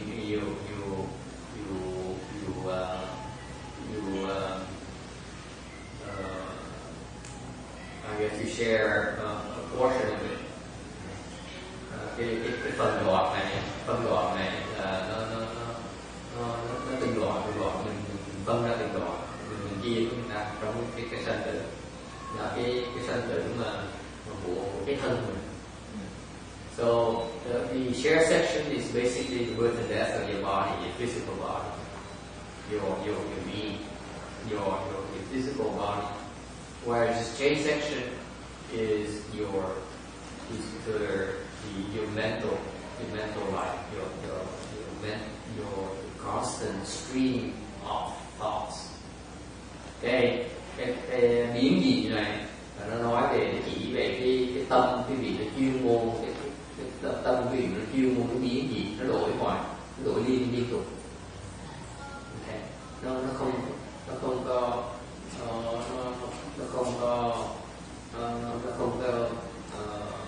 cần dựa vào cái thân, nó còn biến dị nữa. So this change section here refers to the fact that your mind continually changes and irrespective of the body that you have. Okay? Any questions? So what is this change section and birth and death, or share section, birth and death, là cái phân đoạn sanh tử với là biến dị sanh tử là cái gì? If you cultivate and you reach fourth stage arahantship, then you put it into your share section, birth and death. Nên quý vị tu hành, tu luyện với cái trình độ là đắc được tứ quả là hán thì quý vị liễu được cái phân đoạn sanh tử. Meaning you no longer have to undergo birth and death of the body. Nói cách khác, quý vị không cần phải qua cái sanh tử của cái thân này. Okay. So text might be wondering, what's so great about it? I love my body. Right? Wrong. I'm putting words in your mouth again. That's right. Yeah, it's so familiar. Here it goes again. So what the big deal about putting an end to your share section about birth and death?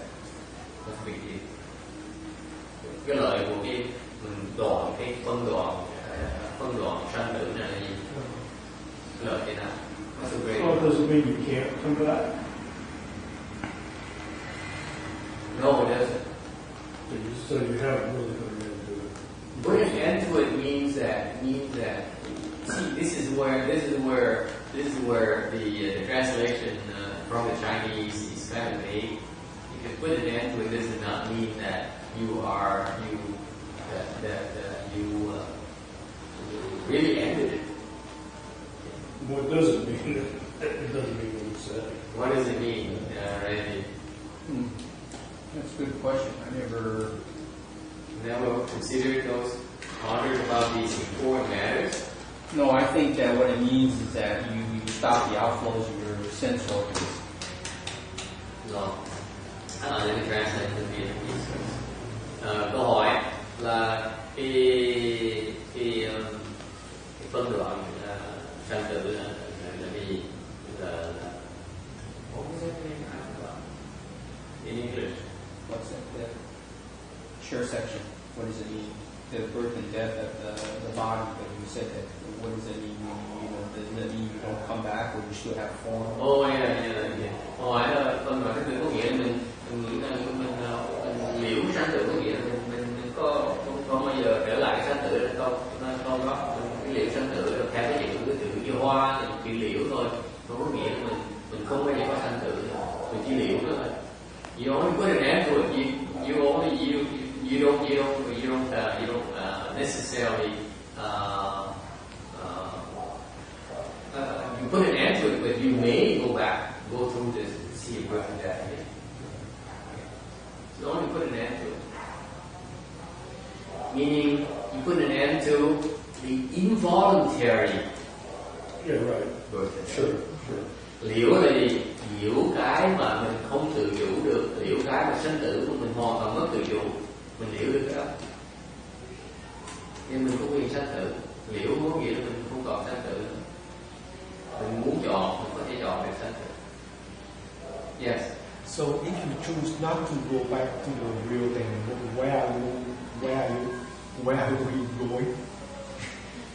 If you don't go back to birth and death, right? Where are you? Depends where you are. Maybe you're still stuck in the house like Triple Phước.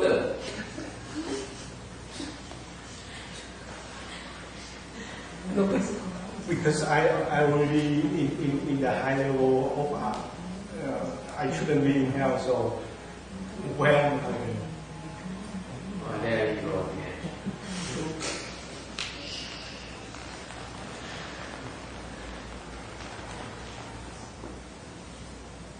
You have to be somewhere. What do you want me to answer? You have to be somewhere, right? Your question is, where am I? Right? Since I put at the end of birth and death, where am I? Right? It's a valid question. But remember, only one hard question per session. It's not that the question is stupid. Right now, it's too hard to answer. Yes. Does that mean that when you say four-stage arhat, they end their birth and death, they no longer manifest as a body, then they just remain in consciousness with chin section? Yes. Well, where are they? Where is she? Look in consciousness. Where's consciousness? Hey, Janice, where is she now? The fourth stage arhat. No more birth and death. Where is she? See how tough the question is. See all these guys, they read books and they have no one to ask them questions like this. And you train them and then they get smarter and smarter every week. The question gets harder and harder every week. It gets more detailed every week. And so if you tell fibs, and I start telling you fibs 3 years ago, they're going to catch up with me and say, oh my God, it's 3 years ago you told me a fib.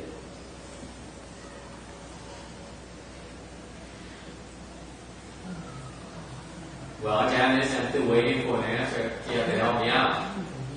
What do you think? Mystification? They're still there, but they don't get affected by the environment. Then where? Are they in the house? Like Venerable Phước Tượng, she's in the house right now. They didn't die yet, so they're still here. Huh? They didn't die yet, so they're still here. So they're still in the house. No, they're still wherever they're at. Could be in heaven. Is it possible? Yes, it could be in heaven. Is there a special heaven for them? Yes. Well, that's where a lot of them go. They don't always go. But only in low level ahas will go to those special heavens. When they reach fourth stage aha, they're free from those heavens. They don't have to be there. They can be there. Janice says it's right. They can be where they are, wherever they are. So either they stay where they are, they enter samadhi, they stay there. Okay, in that body. So the body may be there for a long, long time. They stay there. Okay. That's what happened to Venerable Mahakashyapa. He's still in the Chungnan mountain. 1,000 years. If he has some spiritual powers, you probably can find him sitting there like an egg person. And what would be the point? What means the point? Ah, So it's better to ask to go to Pure Land. If you can go to Pure Land, it's better than. Yeah, you have eat, you drink, you have married time. Well, at least where I'm going somewhere because I'm live center, but I'm stuck somewhere in the nowhere. Right? They're not stuck. They are suspended. Yeah, just spend it. Yeah. It's just suspended. That's all. Not necessarily bad. Just like when you do the space traveling, right? You put into sleep. Maybe they inject you something. You know, it's just based on my Science fiction. Yeah, my science fiction knowledge here. Yeah, it may not be correct, but I'm only relating, trying to relate to something you may hear of. Okay, that you've seen E.T., right? I'm sure E.T. probably has been in some kind of state of suspension until he gets to Earth, and vice versa. When he goes back, probably in some state of suspension because you know. Better that way. It's possible. Right? So the suspension actually has its use. Because let me put it this way. Mahakashyapa, when Maitreya Bodhisattva becomes a Buddha, he wants to have a continuation from Shakyamuni Buddha to Maitreya. So instead of going around and changing bodies, he sits there and waits until the day comes. It's probably more efficient. Because besides, he has many bodies, so one doesn't bother him that much. You buy that book? When you're rich, it's right now you have one body. I'm stuck there for 16 million years? My goodness. This is no fun. Then you go to the Western Vistula and I say, no. You have 15 more bodies. You go to. You use one. You have 15 more. You can send one to Western Vistula, you have 13 left. You have a lot to work with. So I had the fourth level. I had 16 left. 16 bodies. I didn't know that.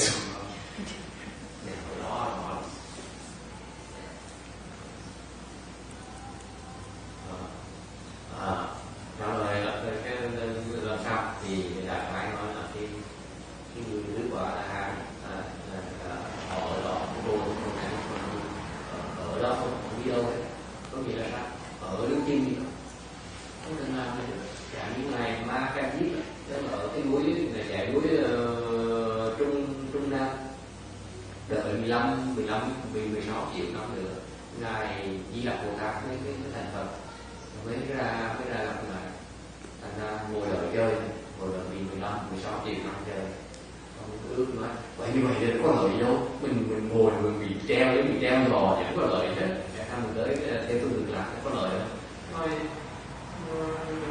ngồi chơi đâu sao, tại vì ông có nhiều cái hóa thân. Một cái người cứ gọi là anh có 16 cái hóa thân, là cái ngày mai cái ít có một cái hóa thân nhưng mà thế có sao, còn có 15 cái. Xài một cái thì còn cái 14 gửi đi theo cực lạc, còn cái 13 còn lại muốn đi đâu thì muốn làm gì làm. Okay. Any questions or comments?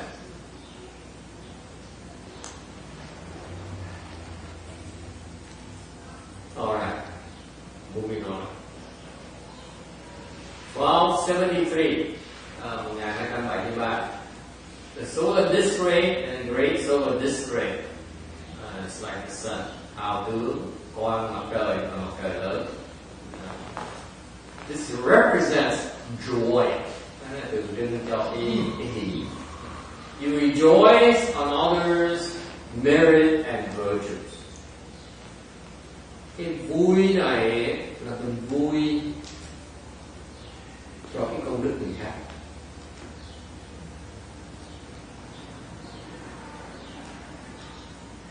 Okay. This is a rather hard thing to do. Cái chuyện này làm rất là dễ được.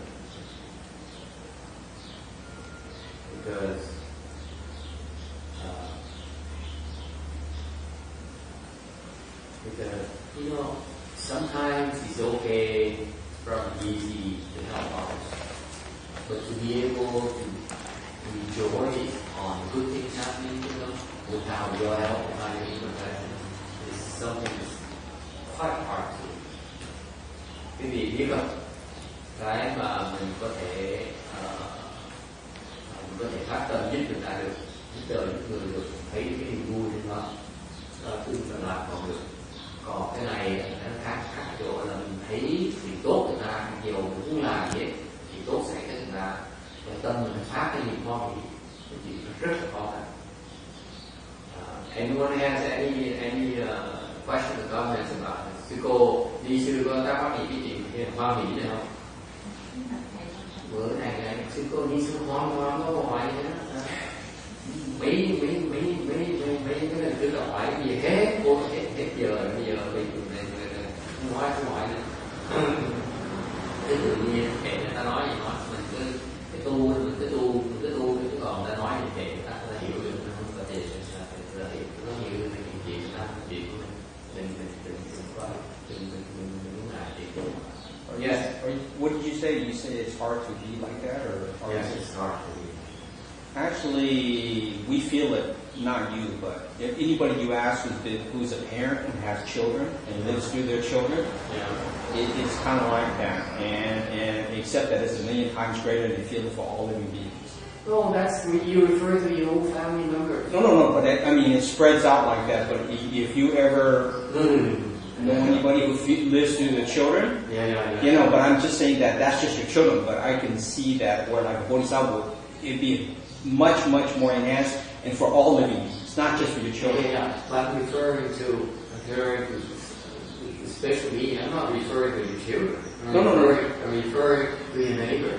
Yeah, no. That's what I'm saying. It extends the boundaries. The guy who right now drives an S-Class Mercedes. Yeah. And goes like this. You know, if I drive by you. No, I'm not. I'm saying there's no boundaries to it. It's not something that I would. I'm being very specific here. Okay. I'm not talking theory. I'm talking about something that's very difficult to do because there's some people that you hate the guts. Oh no, I'm not saying. I'm not saying I can do it. I believe it. I just kind of imagine it will be something on that level, but much greater. Because once you have children, and you ask anybody who's a parent, and you live with your children, you have those kinds of experiences. But yeah. But because it's your own flesh and blood, it's easy. That's the easy part. Right. Okay. The hard part is when those beings that this what I'm referring to, Randy, what's hidden here is a rivalry, a sense of rivalry. There's no rivalry between you and your children. Right. Well, except for two cases. You know, I understand what you're saying because we're innately competitive. That's competitive. Yeah. We're so competitive. Especially Americans are really competitive. Yes. That's our nature. Exactly. See, this is the government is so lying. It's not about theory here. We're talking about something very private in all of us. Competition. You know, never mind about you. I see a monk coming here with driving Mercedes and wearing nice clothes. I said, oh my God.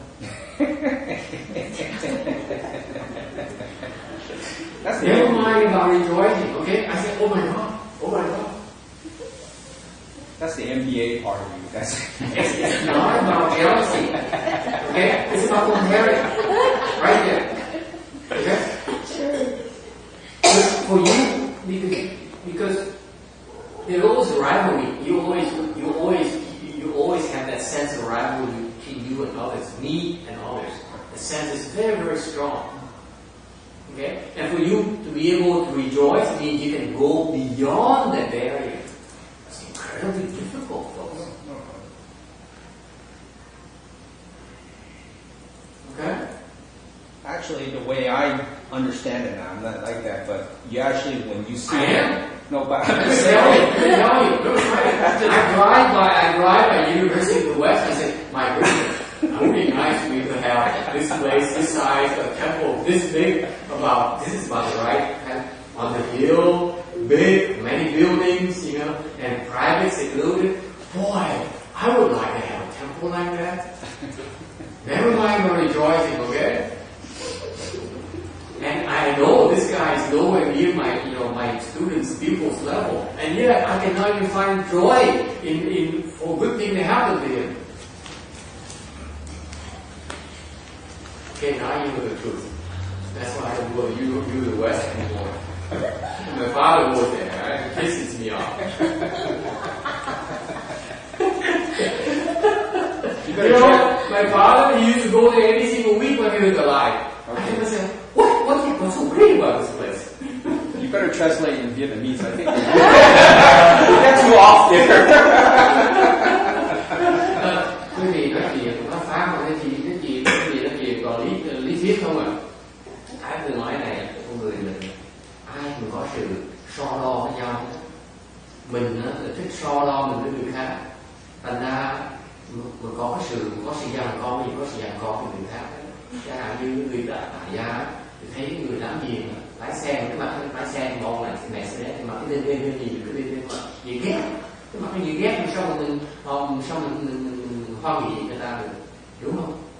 Mình nói chuyện người sao rồi người xuất gia tôi không rồi tôi là cái chuyện đó là khó rồi, tâm tôi nó thiệt gì nói thì tôi gặp cái chuyện sự thật là cái chỗ cái trường đại học mà ông thân tôi trước chuyên môn tới học ông thầy gì đó Đinh Vân có trường đại học của miền Tây gần đây nè, đẹp lắm, hồ nó cao, đất nó rộng, cây cố đầy đấy, nhưng mà sang trọng, người đi ra thèm nó trời ơi, và chi cái chùa mình có đạo tràng nó lớn như vậy, mình học đồng sướng như nào đó, tha hồ mình tổ chức pháp hội, thành đã như vậy rồi sao mình biết cái trình độ này không còn thua đệ tử này nữa. Còn muốn cách nào mình cũng để phát hiện là không như vậy rồi ông thân của tôi á, cái cuộc sống chuyên môn tới đâu mà học làm sao mình không tức được, làm sao mình hoan hỉ được, đâu có dễ cái gì biết người ta thua mình đó, mình muốn cách nào tin mình phát hoan hỉ, để phát cái lòng hỉ cho người ta được. Đó. 10 năm mà chưa thấy hoan hỉ trở lại. I tell you 10 years, not 10 years, I never could bring forth a mind of rejoicing in Venerable Xingyun's University of the West place.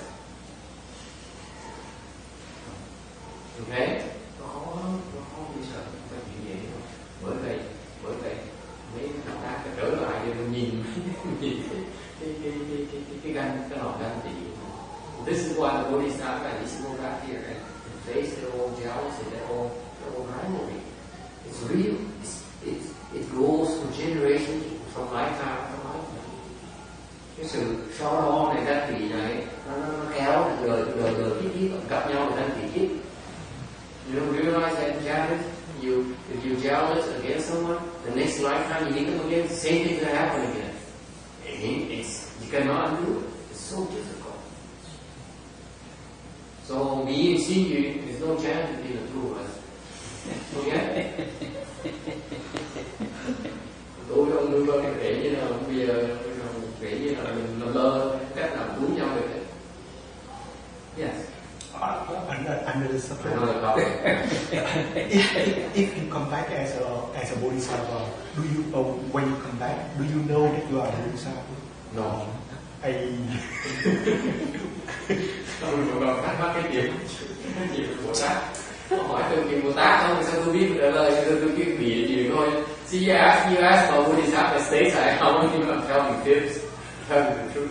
Otherwise, I keep on telling you, I don't know.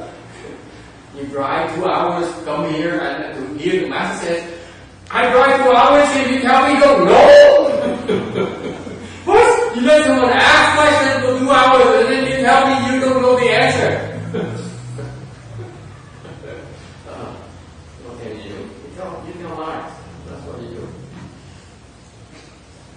Vì thấy khổ. I think we just thấy khổ vậy. Người ta tôi muốn hỏi tôi về cái cảnh giới Bồ Tát, không tôi lưu ý Bồ Tát, rồi cái người ta tôi trả lời tôi nào cũng tức phải Bồ Tát này Bồ Tát nọ ra sao vậy thầy? Thầy kẹt đó, thầy nói là thầy là ban tiếng đó, là để người ta để nói chuyện tầm thào 2 tiếng đồng hồ, ok? Không giảng như 2 tiếng đồng hồ, xong rồi sau 2 tiếng đồng hồ hỏi thầy nói thầy biết, thì người ta mới nói thầy bắt tôi lái tới đây 2 tiếng đồng hồ lái tới đây rồi nghe ngồi 2 tiếng đồng hồ không nói gì hết, không giảng gì hết là xong rồi trả lời cũng không được nữa. Thầy tí bây giờ đời tôi khổ dễ sợ, tại cuối cùng mình phải nói lá. Okay, so you should take everything I say with a grain of salt. Okay, don't take me serious.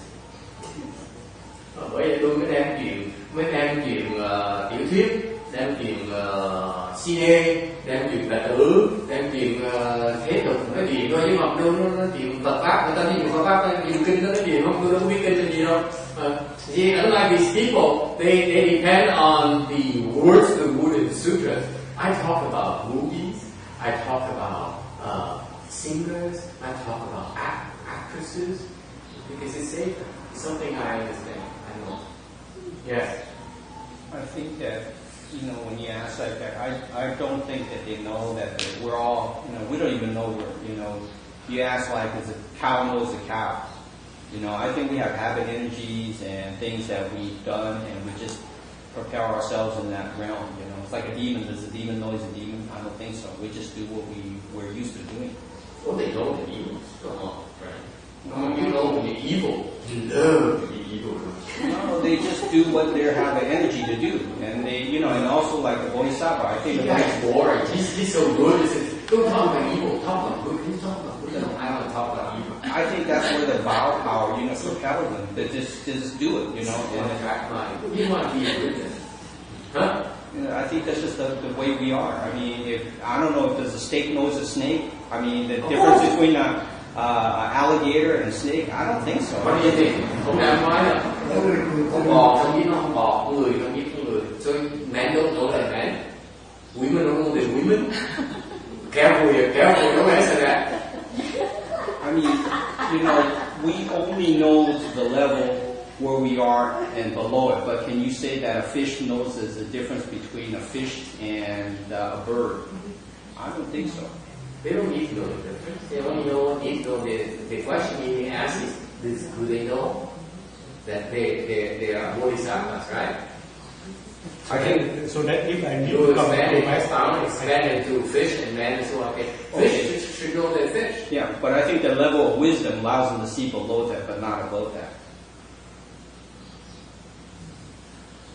All kinds of different things. Like a bodhisattva can see the head. Adding another dimension to my problem. Yes. It's going all over the place. Yes, I know.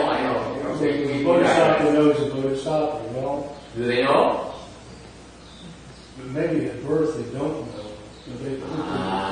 Excellent. You think it later on. So sharp. I try to lead them, get them lost in that and tell them anything they want. I want. And they can't tell black and white. But you always bring me back to the fundamentals. Excellent. Yes. They don't Go on. But I think later on, when they learn to think and they hear about what Bodhisattva, they hear about That's right. Bodhisattva, That's right. but they get recognized, Yeah. then they know, but you can figure it out eventually.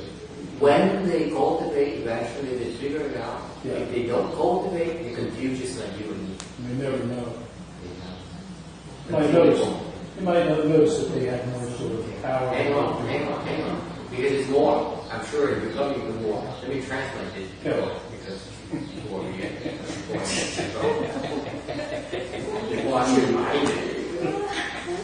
I favor the English people and not the Vietnamese or Chinese. People are like that. It never happened.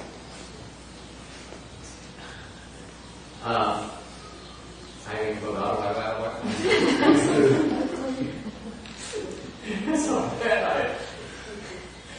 We talk about the people when born, they'll know when they start cultivating, they wake up again instead of being confused like the rest of us. Yeah, okay. Hỏi câu hỏi nếu mình Bồ Tát ông trở lại ông ước trở lại câu thứ ba, câu hỏi thứ ba khó ngày hôm nay.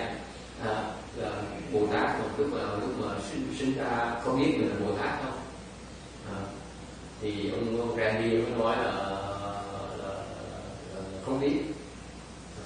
Thì nói là đại ca đại hải tôi nói ông nói là người nhưng sao mà mình biết mà người tôi nói ông nói không biết là ông bò sao biết không bò tôi nói không quan trọng cái nghe cho rõ nha tôi hỏi gì chứ có nghĩa là ông nói là ông không biết được không đàn bà biết đàn bà thì tôi khuyên ông đừng trả lời ít nhất bên phía đàn bà đừng nói đàn bà không biết họ đàn bà nó hơi kỳ rồi nó tôi buộc cái ông anyway anh chỉ trả lời tôi nói là cái ông nhà tăng ông nhắc là nó thiệt ra lúc mới sinh ra là ai cũng là bị không biết bị vô minh vàng vô minh gan rồi sẽ bị che hoài cho đến khi mình tu chứ mình tu rồi mình phát cái vậy mình thấy được nếu mình không tu mình ra chịu ta người Bồ Tát ta vẫn có cái nguy hiểm đó lúc ta sinh ra không biết họ là Bồ Tát nữa mà họ lỡ họ chỉ tu một cái là họ chết rồi.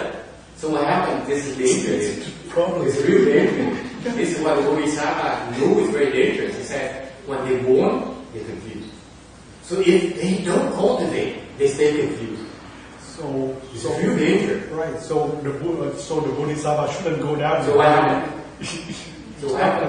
It shouldn't go down. Absolutely, I agree with you. That's what Luke says. If I go to Western Brisbane, you never see me back here again, ever. Right, Luke? Yep. You there? Smart guy. Reading that text? No, They have to pay the debt. because there's going to be times when you have to come back, Like what? like when you have to pay off, like about Like 4,000. wife.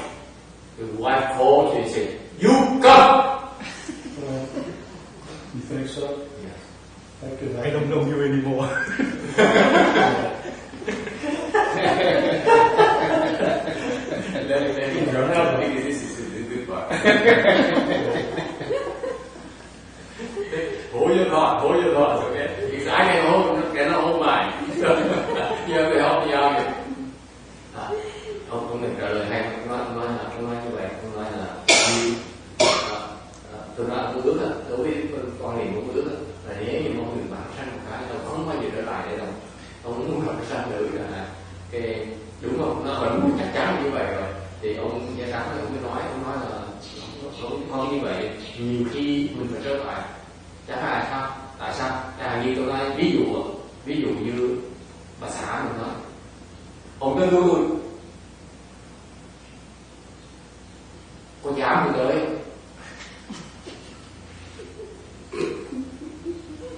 ước trả lời tôi xóa hết tất cả nhân viên này gia đình tôi qua đó tôi xóa hết trừ hết. You cultivate, right? So you cut Yeah, you cut said all it. the leg, right? It's not part of Western Dispute and but you can make a new rule. It's okay. Yes. Oh, I said, what about all the karmic debts that you've incurred since the beginning of this time that have to be paid off? You don't have to pay them back. You don't have to pay them back in your Bodhisattva? You don't have to pay them back if you don't know Buddha. You don't. this is a beautiful thing that looks like about Western Spirit. He skips town, that's it, it's a sayonara. Nice knowing you. No, I will pay. Goodbye wife, goodbye children, it's nice to know you, but with no thanks. But you will pay once you become Buddha, then the payment is different. It's different, yeah. So okay. My that doesn't matter anymore. Yeah. I like this thinking.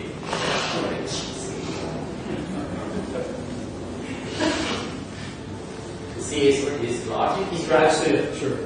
He's very, very logical. This is why he would not ever become a Buddha like that. Yeah, because you can't be like that because you have a bit of stinginess. You say because you don't have that compassion to come back. He wants to become a Buddha the cheap way. It doesn't work like that. It's beautiful. It brings out all the beastie look here and I see how to buy it. How beautiful I am. I took him to reveal himself. I didn't see anything. He likes to ask his smart aleck question. Go on, ask one.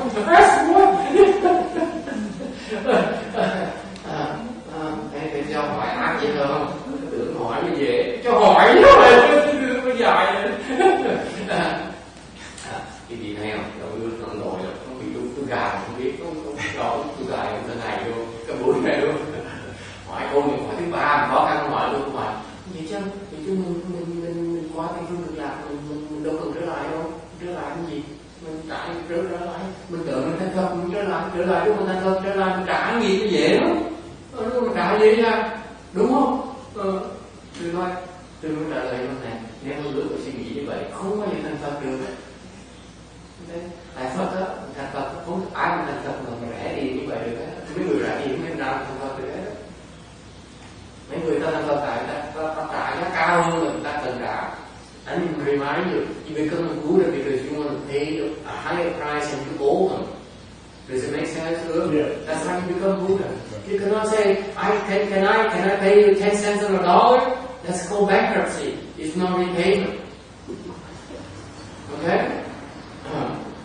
Cái gì nó nghĩ rằng đó, mình thành Phật á, mình trả cái giá rẻ thì thành Phật nó lợi hơn, không có đâu. Mình thành Phật cái lý do duy nhất cái việc thành Phật được là gì? Cái gì bằng lòng trả cái giá cao hơn mình hơn người ta, mình thành Phật được.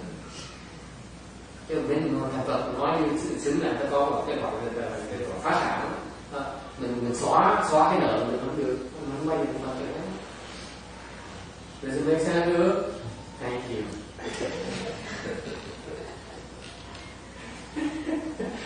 Now we know what kind of person Luke is, okay? Deep down.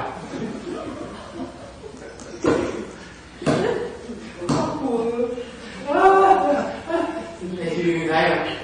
Đừng tưởng hỏi tôi cho hỏi, nó phải tôi dạy đi cái gì hỏi đâu, tôi hỏi cho cái gì nó lòi ra cái chấp trước cái gì chứ, tôi mới dạy được chứ không hỏi nó giấu rồi sao dạy nó được.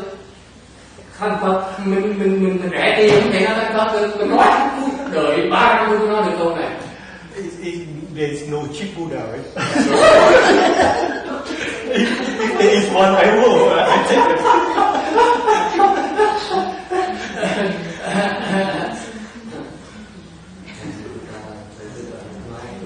Mình để họ thì người ta thấy cái cách trước người ta, mình giúp người ta được. Tại vì tôi nói cho ông này, cứ đợi 3 năm mới được nói câu này. Mình muốn thành Phật không thể là rẻ tiền hết á. Yes, time is up. Okay, we have to do this one. It makes me feel guilty. Yes, any final questions or comments? Yeah, I come back. Any final questions? See,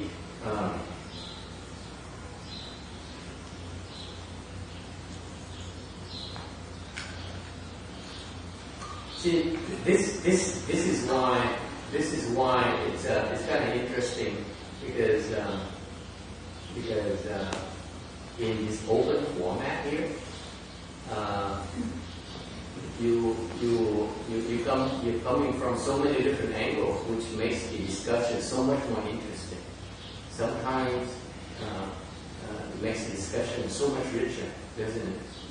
cái pháp giảng là chúng vui cho đó là ai cũng đều tham gia hết, tại vì cái chuyện đàm thoại cái pháp nó đi theo cái sở thích của mọi người, của tất cả đại chúng, thành cái pháp nó linh hoạt, nó không bị gò bó bởi cái chữ. Đồng ý không có từ.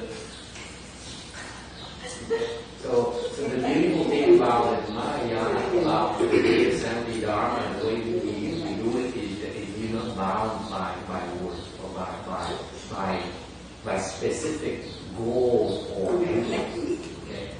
Wherever people are interested, we follow through and we explore it. Okay, it's open season. Yes.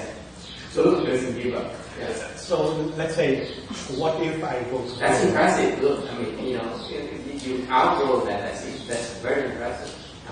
See, let me tell you the truth. Last year, I would not dare bring it out. Now you're at the stage where I can reveal it, and you don't even feel embarrassed. Okay? It's so personal. Okay? It's a personal trait that most of us have when we have to come here, and it's very difficult to see. Don't think I sometimes I take chances, sometimes I don't take chances. So today is not even a chance. I'm very impressed with your reaction. It's just like so much. It shows and tells you where you are. I knew that for a long time. You finally broke through. It took you a year to break through. So that's very good. Okay. So don't ask me a fourth question.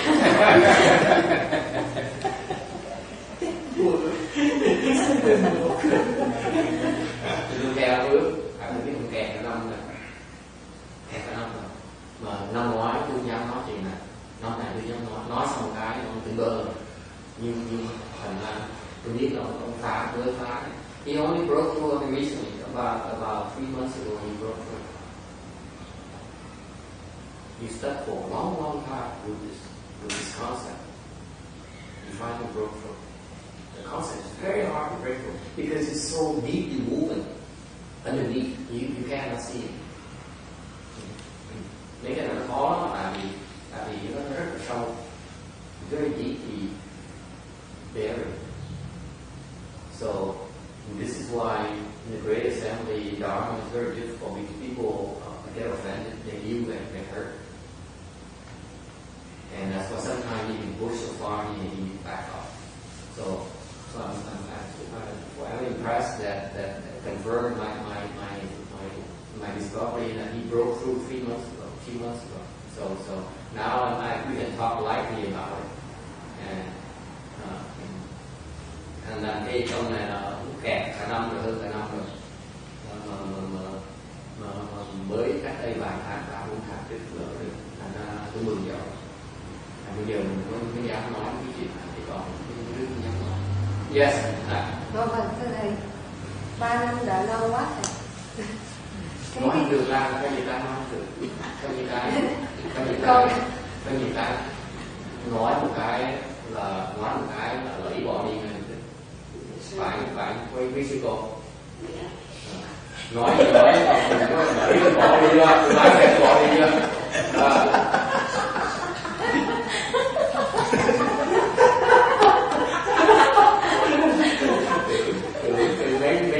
Mấy sư cô tưởng mẹ được yên thân đó, thầy cho một cái dưới đi, thầy đứng về thầy cho một cái người làm số mà. So I said, and so Lon said, 3 years is a long time. I said, yeah, 3 years is a long time, but sometimes it's so difficult. You cannot touch it. Because if you bring it out, people get so offended, they leave. So I said, for example, just like the Bhikshunis, if you get too close and you get offended and they quit and they leave the temple. Anyway, the translation gets lost. Vietnamese is so much more spontaneous.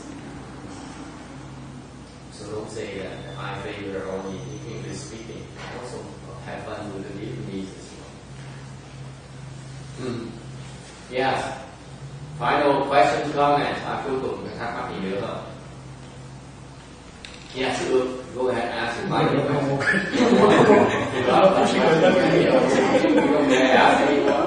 See, lì, tôi khen lì, hỏi 3 câu để ví dụ cái câu thứ 3 để mà chèn ổng, vì dám mà câu thứ 4 giữ các cô dễ sợ.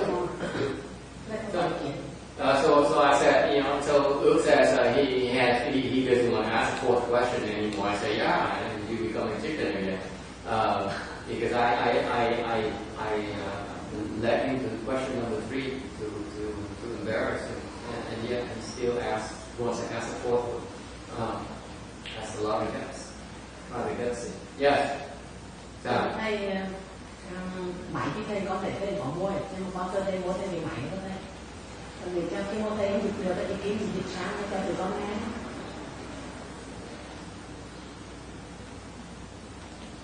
Mãi gì nữa? Mãi thì chỉ kiếm những thầy xong thì thầy giống như đào cao hoặc cỏ nhưng mãi này từ từ thì mình sẽ thành sao được việc đó thầy. I have spiritual power now. Wow! This is incredible. Do you see it? You guys see that? I press this button and this thing goes up.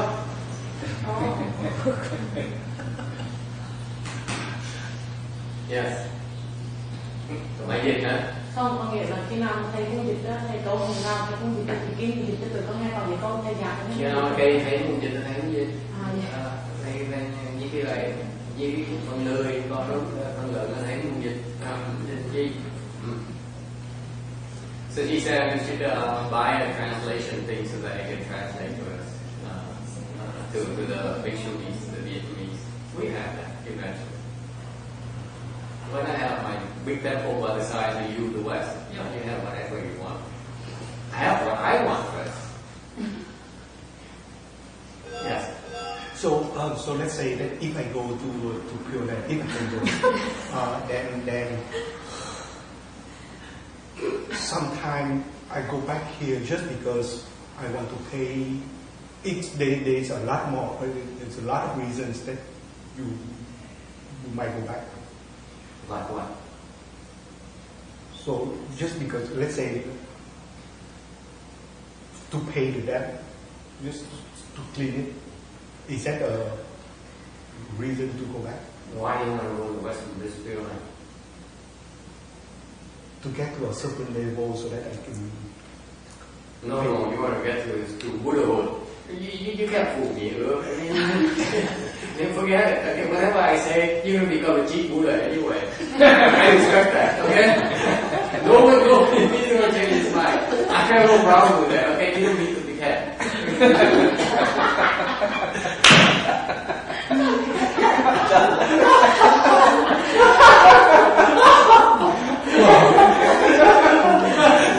Dạ, hỏi câu thứ 4. Khởi dễ sợ, cài rồi mà biết như bị cài đi.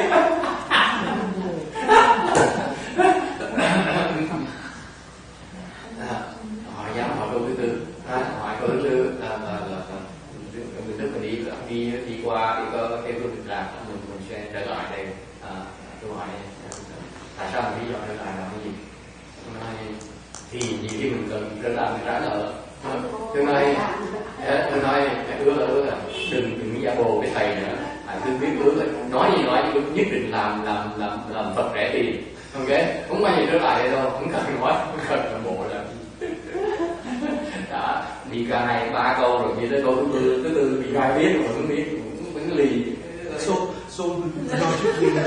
logically nobody's gonna go back here before they become, you know, at least Bodhisattva or Buddha. So that let me clarify. Where you're sitting right now, you don't want to go back. When you go there, and you go there, then you want to go back. Right.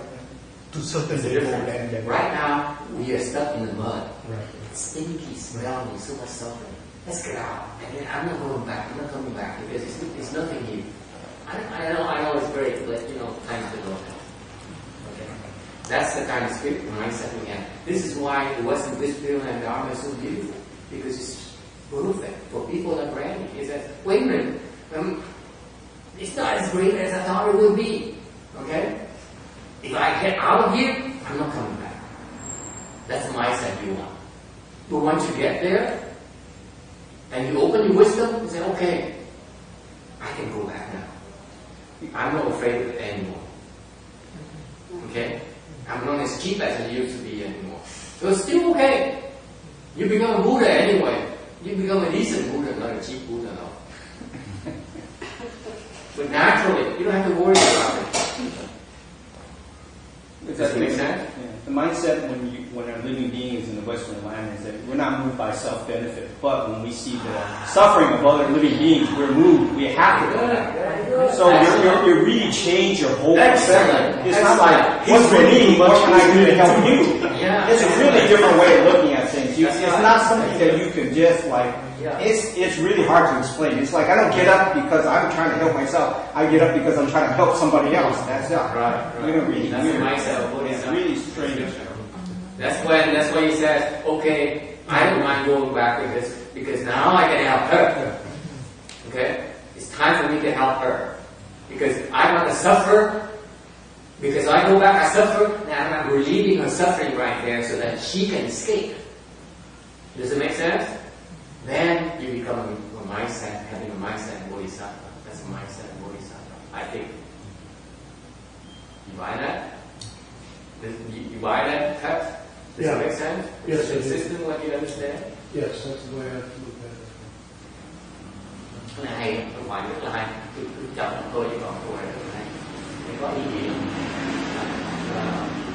Và thì người gì bây giờ ông ra với chị giảng chị nghe rồi thì bây giờ cái hiện bây giờ mình ở đây á thì nó buồn nó vậy nó hôi hám quá nó cực quá khổ quá nhé thành muốn thoát không mình thoát mình sẽ thoát mình cứ trở lại không okay.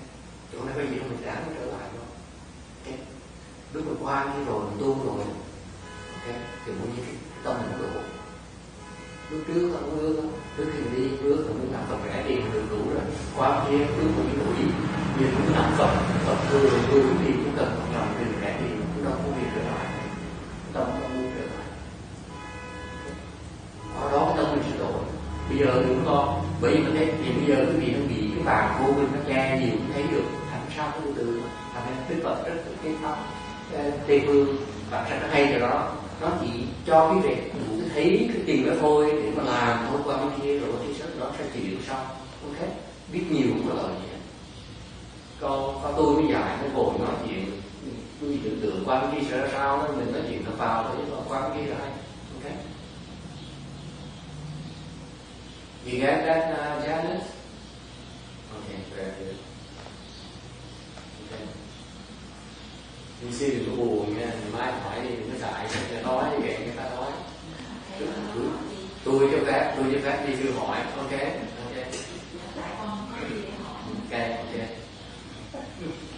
Hỏi dùng nếu mà nó buồn mà.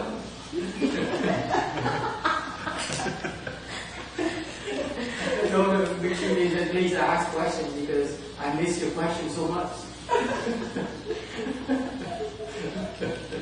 So I have nothing to ask. So please ask me questions. Okay. All right. I think we stop here today. Okay.